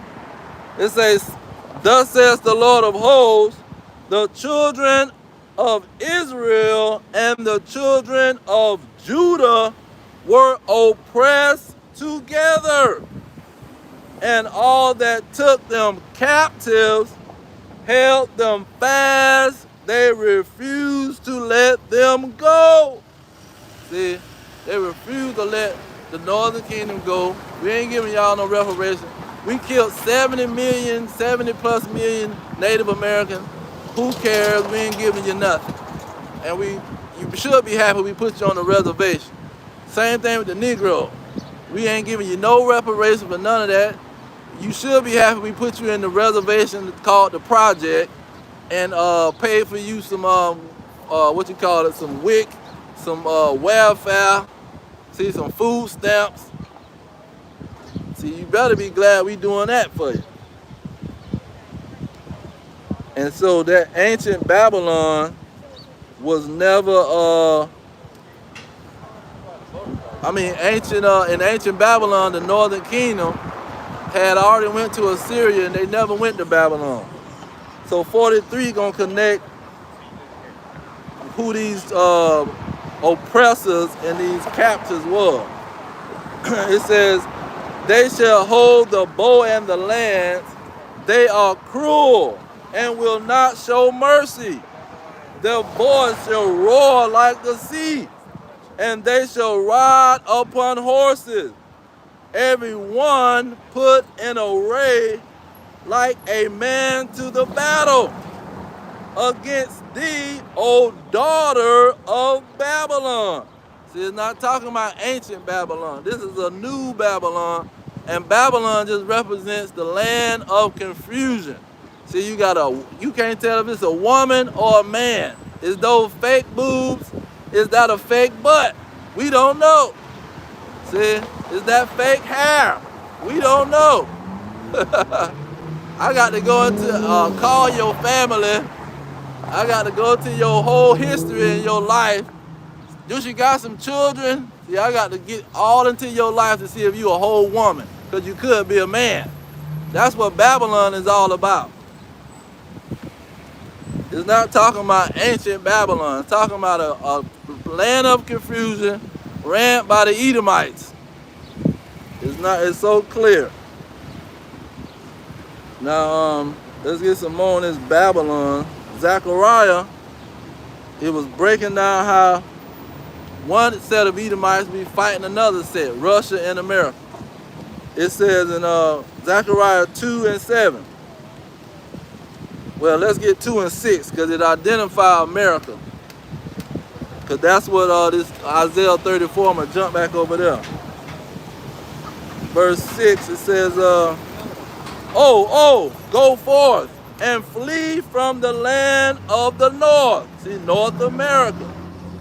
Says the Lord, for I have spread you abroad. See, I sent you over there on a slave ship, and I took you from the Indian reservation or wherever the Indians were living, and took you to Spain, okay, as the four winds of heaven, says the Lord. Deliver thyself, O Zion, that dwelleth with the daughter of Babylon. See, the new Babylon, the new land of slavery. See, you got to deliver yourself by doing what? Obeying the Lord. But let's go back to Isaiah 34. Isaiah 34 talk about these missiles, because that's what we're talking about. These missiles that's raining down on these fake small hats, talking about they're from the tribe of Judah. You ain't from no tribe, from nowhere. You from the tribe of Esau, Edom. See? Verse 6, talking about America. It said the sword of the Lord is filled with blood. It is fat with the fatness and with the blood of lambs and goats. So these people is like animals down here. And he finna cook they behind. See? He finna put them on the altar and sacrifice them. See, they don't understand what's going on. It says, and the fat of kidneys and ram. For the Lord have a sacrifice in Bosnia. See, he finna sacrifice these Americans who got so prideful. See, it says, and a great slaughter in the land of Idumea. So he gonna have a sacrifice, a big barbecue in America.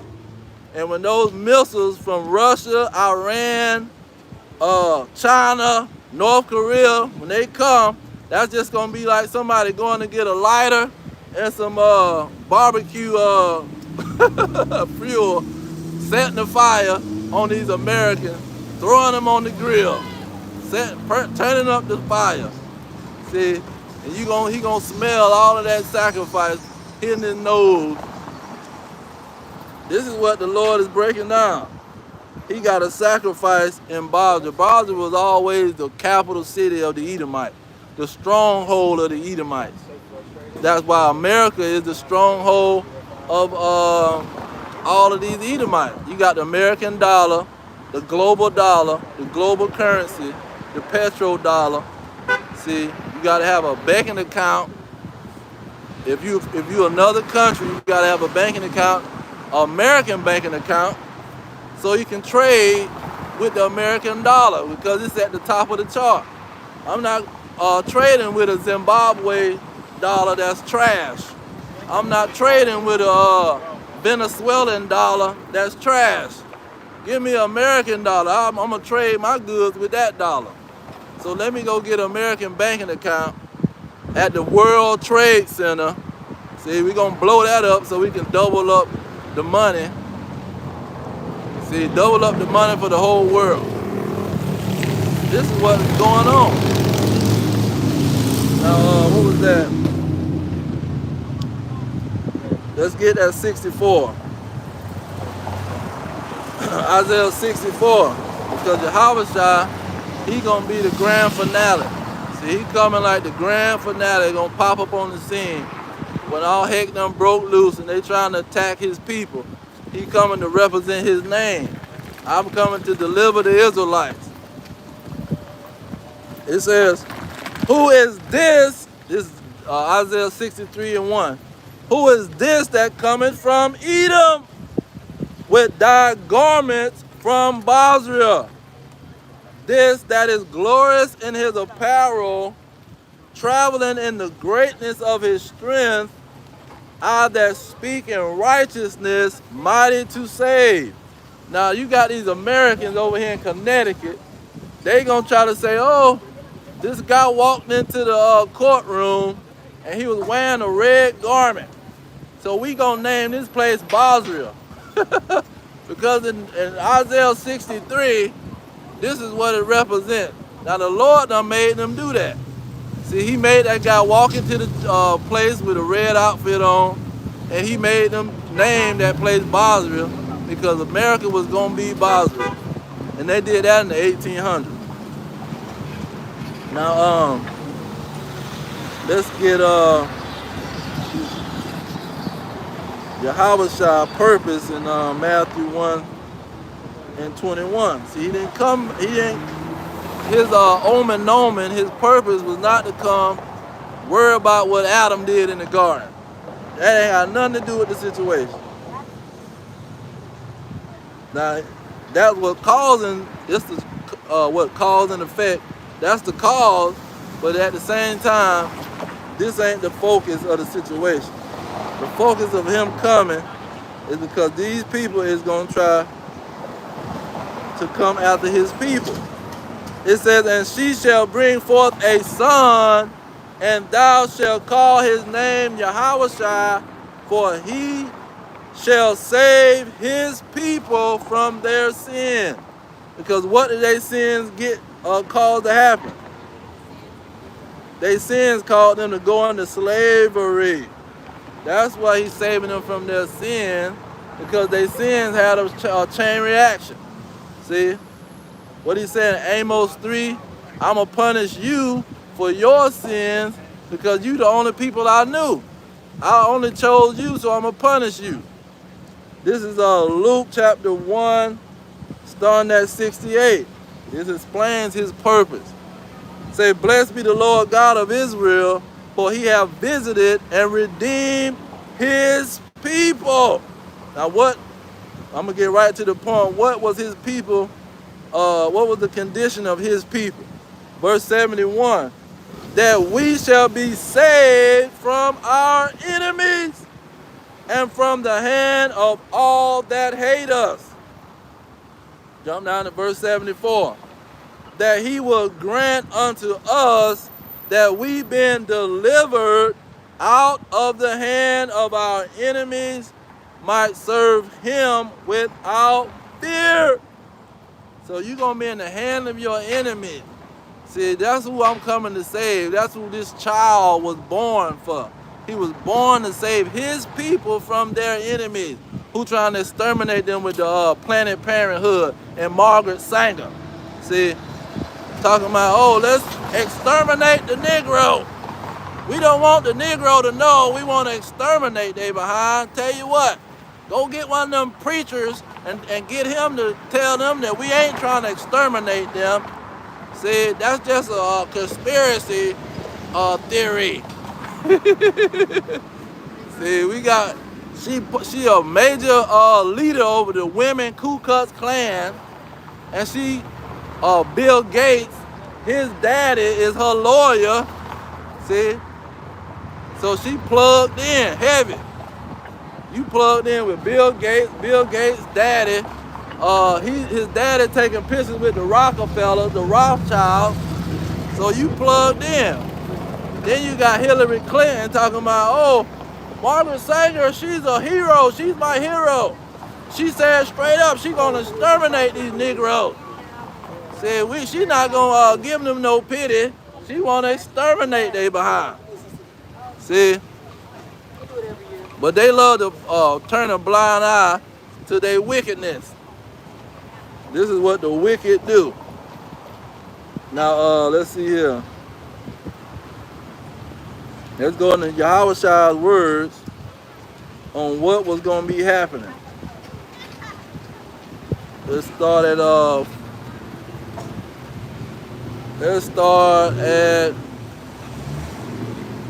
14. This Matthew 24 and 14. And this gospel of the kingdom shall be preached in all the world for a witness unto all nations, and then shall the end come. Because the internet was going to come in the end. The AI was going to come in the end. The all online services all night long, never cutting off, was going to come in the end. Knowledge was going to increase in the end. So that's how the good news is going to be preached, not a bunch of Jehovah's wickedness jumping on airplanes and flying to distant lands. Not a bunch of Israelites jumping on a plane and flying somewhere, man. It was going to be through the internet. It says,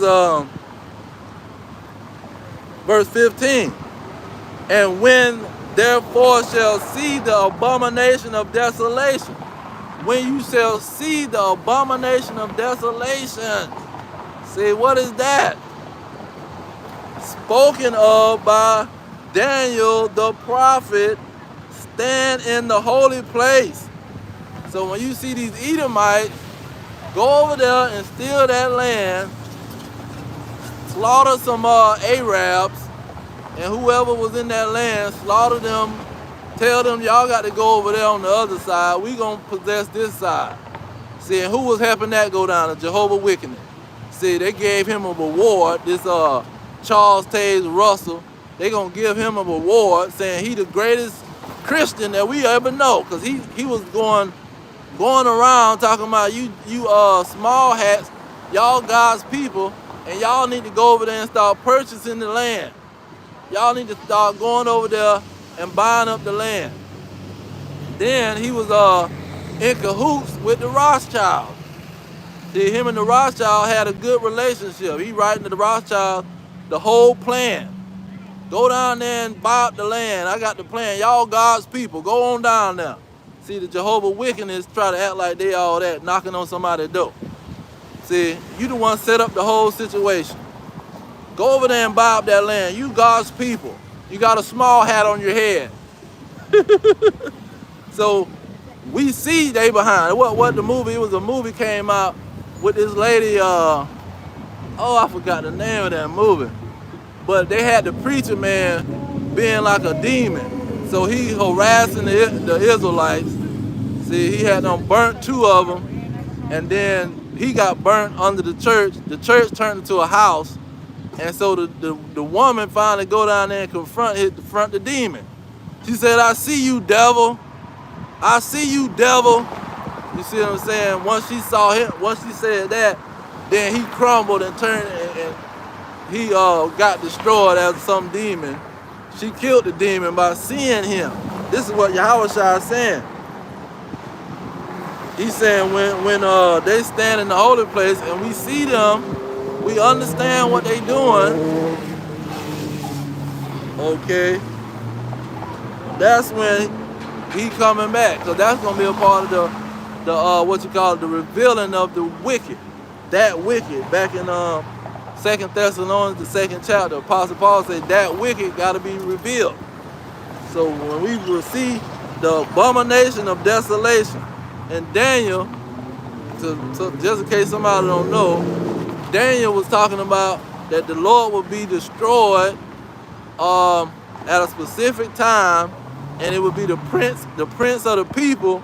They would be the ones going in there and being overspreading Jerusalem to take over Jerusalem and destroy the place. So he talking about this what Daniel was talking about. Those same people, when they get back into the Holy Land again and stand up, this is going to be the time of the end.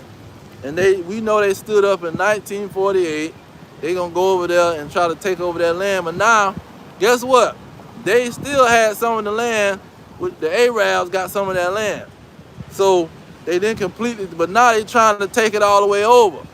So now you seeing what he's saying. When they trying to stand up, they trying to take this land all the way over and stand up in this land by themselves. That's when I'm going to crack that sky and kick they behind. It's, well, let's see here. Jump down to verse 22 to go back to that Matthew 1 and that Luke 1 about he coming to save his people. It says, and except those days, the 22, Matthew 24 and 22, and except those days shall be shortened, there shall no flesh be saved. But for the elect's sake, those days shall be shortened. So we know the elect is the Israelites. He's the one, they the one he elected first and only. Ain't no first. He elected them only with an everlasting covenant. Now, verse 23, it says, then if any man shall say to you, lo, here is Christ, or there, believe it not. Okay. It says, 24, for there shall arise false Christ and false prophets. See, these are the peoples in the Holy Land. See, they the false prophets over there talking about they some Israelites. And then they the one saying that they the anointed. They got the Christian churches talking about the Jehovah's Witnesses, the Mormons and all this crap. It says, and shall show great signs and wonders. See, they showing great signs. We preaching all over the world. We got watchtowers and awakes in 2,000 languages. See, we got the Bible in 2,000 languages. We're doing something amazing. See, they acting like they're doing something amazing, then AI and the internet pops out. Man, you ain't doing nothing. The internet do this off just of a snap of a button, man. You throwing out a magazine. That's why you can't even knock on nobody's door no more. See, your whole operation shut down. Talking about, oh, he want us to contact everybody at their door. Where is it? 20. He said, insomuch that if it were possible, they shall deceive the very elect. See, if it was possible, you was gonna get the Israelites to trust your behind. Let's go that in Proverbs 3. Was it 3:31? Yeah, 3:31. It says, envy thou not the oppressor, and choose none of his ways. See, he thought we was gonna choose the ways of the Edomites, and we gonna envy what he got going on. No, we don't envy these dragons. That's what they try to think. You out there screaming and talking about the white man. We don't, because y'all jealous. And we ain't jealous of Esau, man. How we gonna be jealous of a small rulership? And we gonna get an everlasting rulership. Well, Apostle Paul said, all Israel shall be saved. We not worried about no freaking Edomite, man. We doing what the Lord told us to do. Prophesy against Mount Seir and Gog and the land of Magog. That's what we doing, setting our face against them. We don't care about what y'all talking about, some jealous crap. See, if he told us to don't do nothing and just make some unleavened bread and drink some wine and wait on me, we would have did it. We wouldn't have came out here and said nothing. Now, where is it? I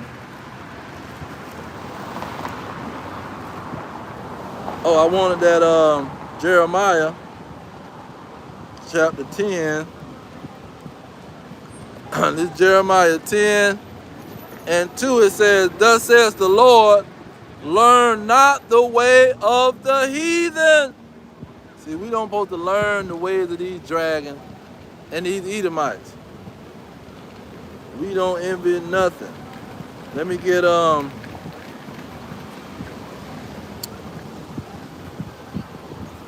this is Lamentations 4, and I'm gonna read start from verse 21. Lamentations 4 and 21, it says, rejoice and be glad, O daughter of Edom, that dwellest in the land of Uz. The cup also shall pass through unto you. You shall be drunken and shall make thyself naked. So we ain't trying to be in their shoes, because they finna be drunk and naked walking through the street, spiritually speaking. Verse 22, it says, the punishment of your iniquity is accomplished, O daughter of Zion. See, we happy we at the end of our punishment. See, we not trying to start over with the Edomites.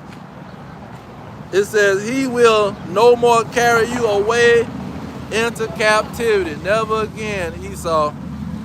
He will visit your iniquity, O daughter of Edom. He will discover your sin. See, he gonna discover their sin. He coming for them.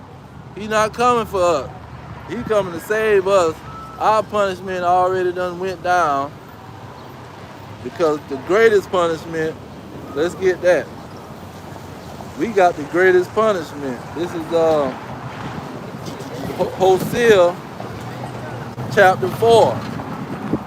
It says, hear the word of the Lord, ye children of Israel. For the Lord have a controversy with the inhabitants of the land. See, he got a problem with us. But because there is no truth, nor mercy, nor knowledge of God in the land. Because we was going off.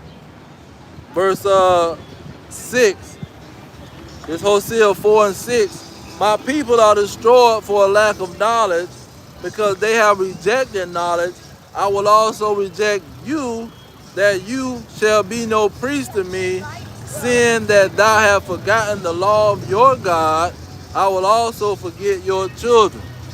So he let us be in a fallen state with no knowledge, not knowing who he was. Okay. Let me get the chapter over, verse 3 and 4. He says, this Hosea 3 and 4, for the children of Israel shall abide many days without a king and without a prince. We ain't gonna have a government. See, no leaders protecting us. And without a sacrifice, and without an image, and without an ephod, and without a teraphim. Afterwards shall the children of Israel return and seek the Lord their God, and David their king, and shall fear the Lord and his goodness in the latter days. In the latter days, then he was gonna wake us up, and that was gonna be the end of our punishment. But we not envying no freaking Edomites. Now 2nd Ezra 16 is talking about what Revelation 12 is saying. Revelation 12 and 12 about these Edomites. When they have a short period of time, they gonna be ready to fight. See, they gonna be mad, and they gonna be ready to attack the Israelites. This 2nd Ezra 16 and 68. For behold, the burning wrath of a great multitude is kindled over you, and they shall take away certain of you, and feed you, being idle with things offered unto idols. And they that consent unto them shall be had in derision and in reproach, and trodden under the foot. So if you take their little rice device, they charagma, M-O to the T to the B, see, you allow them to merge machine with your behind, you is going to come down with a major plague, and you going to be destroyed right here in Babylon the Great America. But verse 7 is what they going to do in the process of that happening.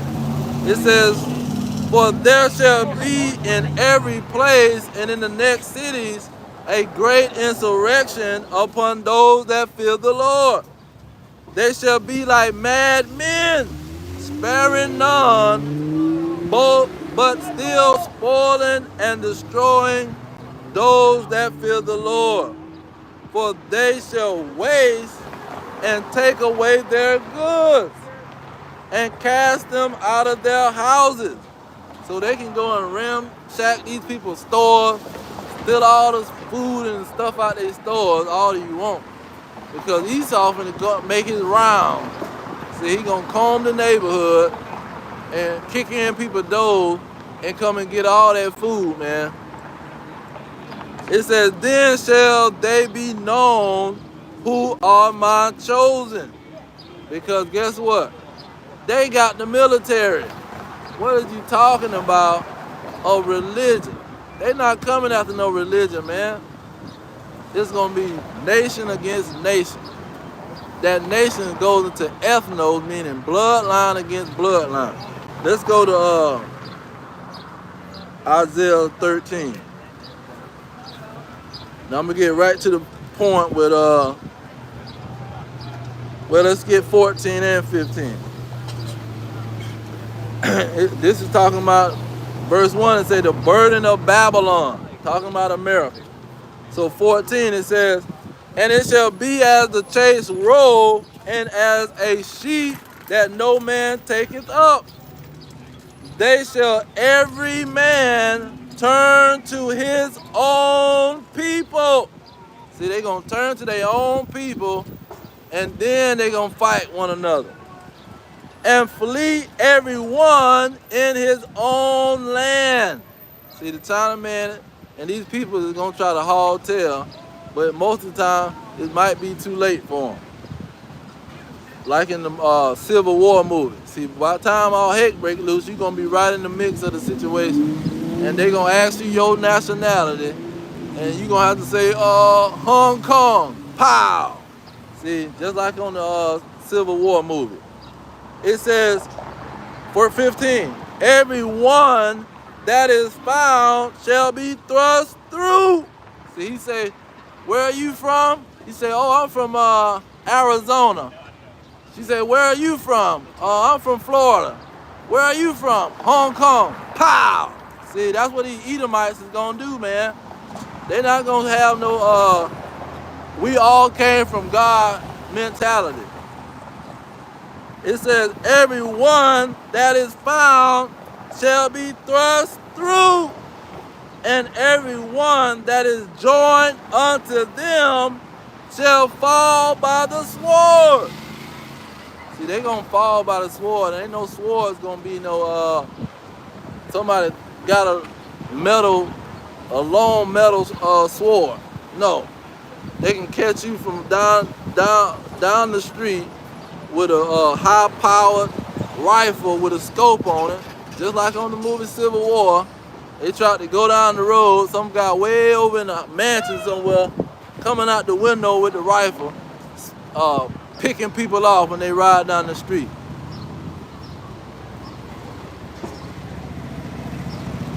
Now I want to get it in Proverbs, but that's pretty much what's going on.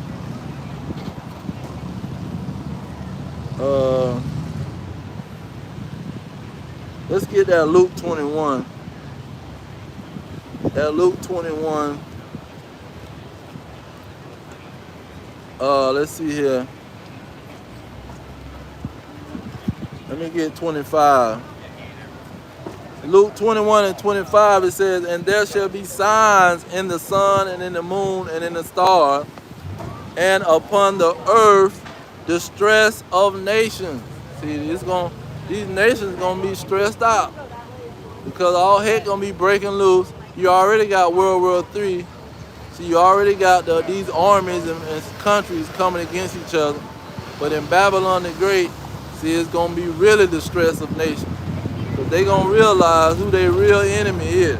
See, they gonna try to flee back to their land and get away from these dragons. It says, and upon the earth the stress of nations with perplexity, and see the waves roaring. That goes back to Second Ezra. Let me get that. Second Ezra, Salaki. Second Ezra 9. Second Ezra 9, I'm gonna start with verse 1.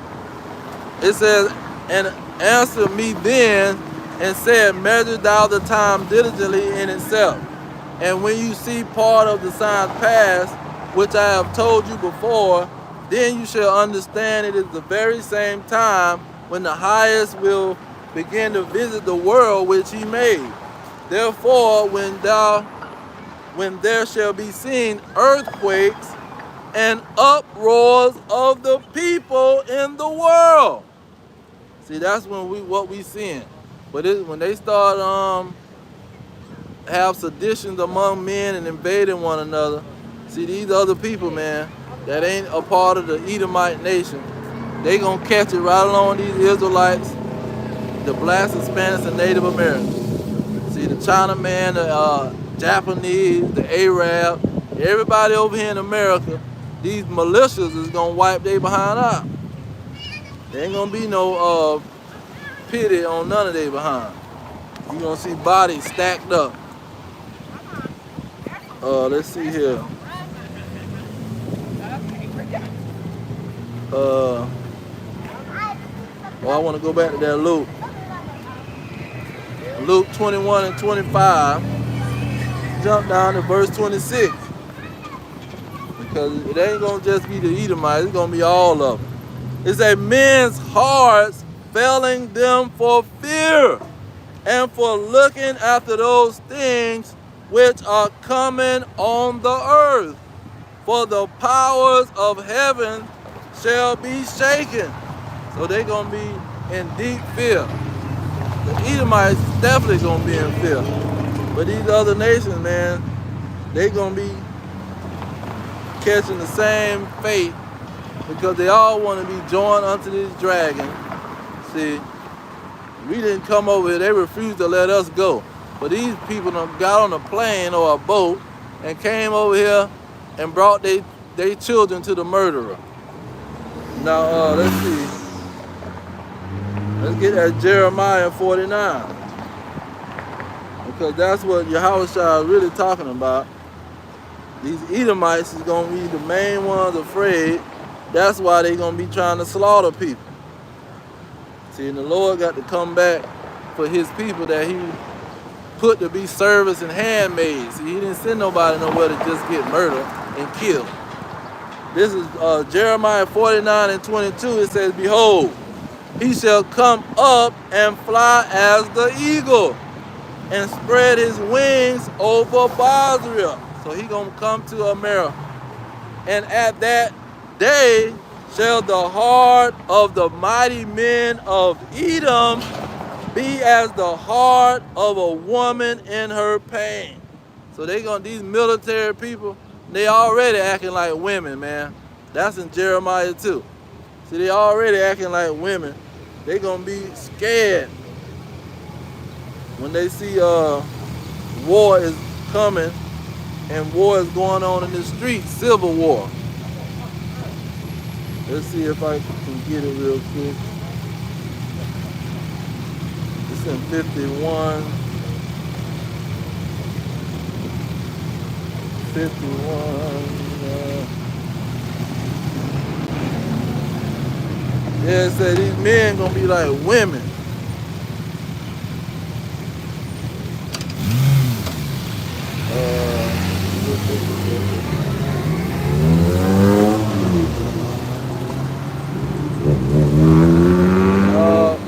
I can't find it. But it's in 51 or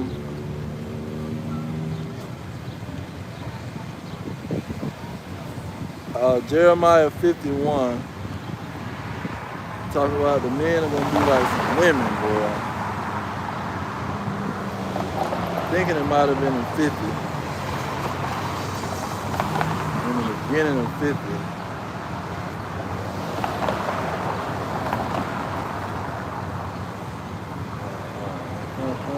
All right.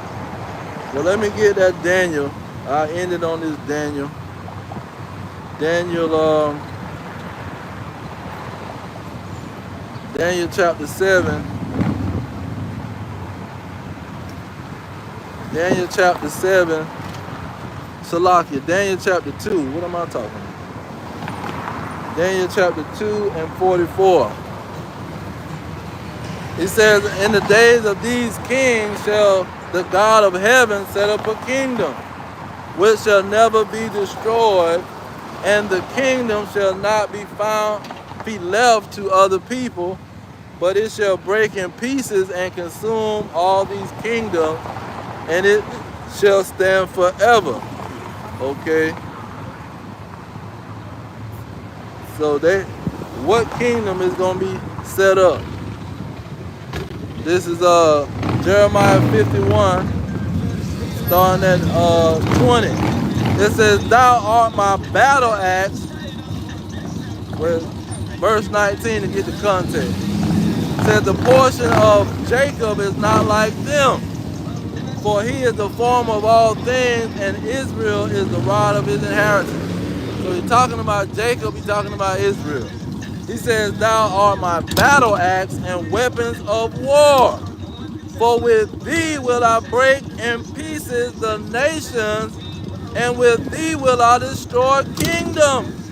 So he's saying he's going to destroy these kingdoms when he set up his kingdom with the Israelites, and they're going to be his battle axe. Okay. This is Ezekiel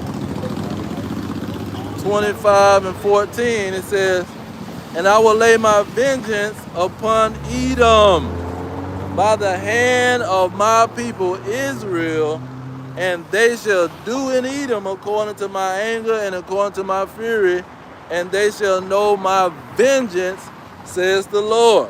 Jump down to 17. "And I will execute great vengeance upon them with furious rebukes, and they shall know that I am the Lord when I shall lay my vengeance upon them." See, this is what the scriptures is about.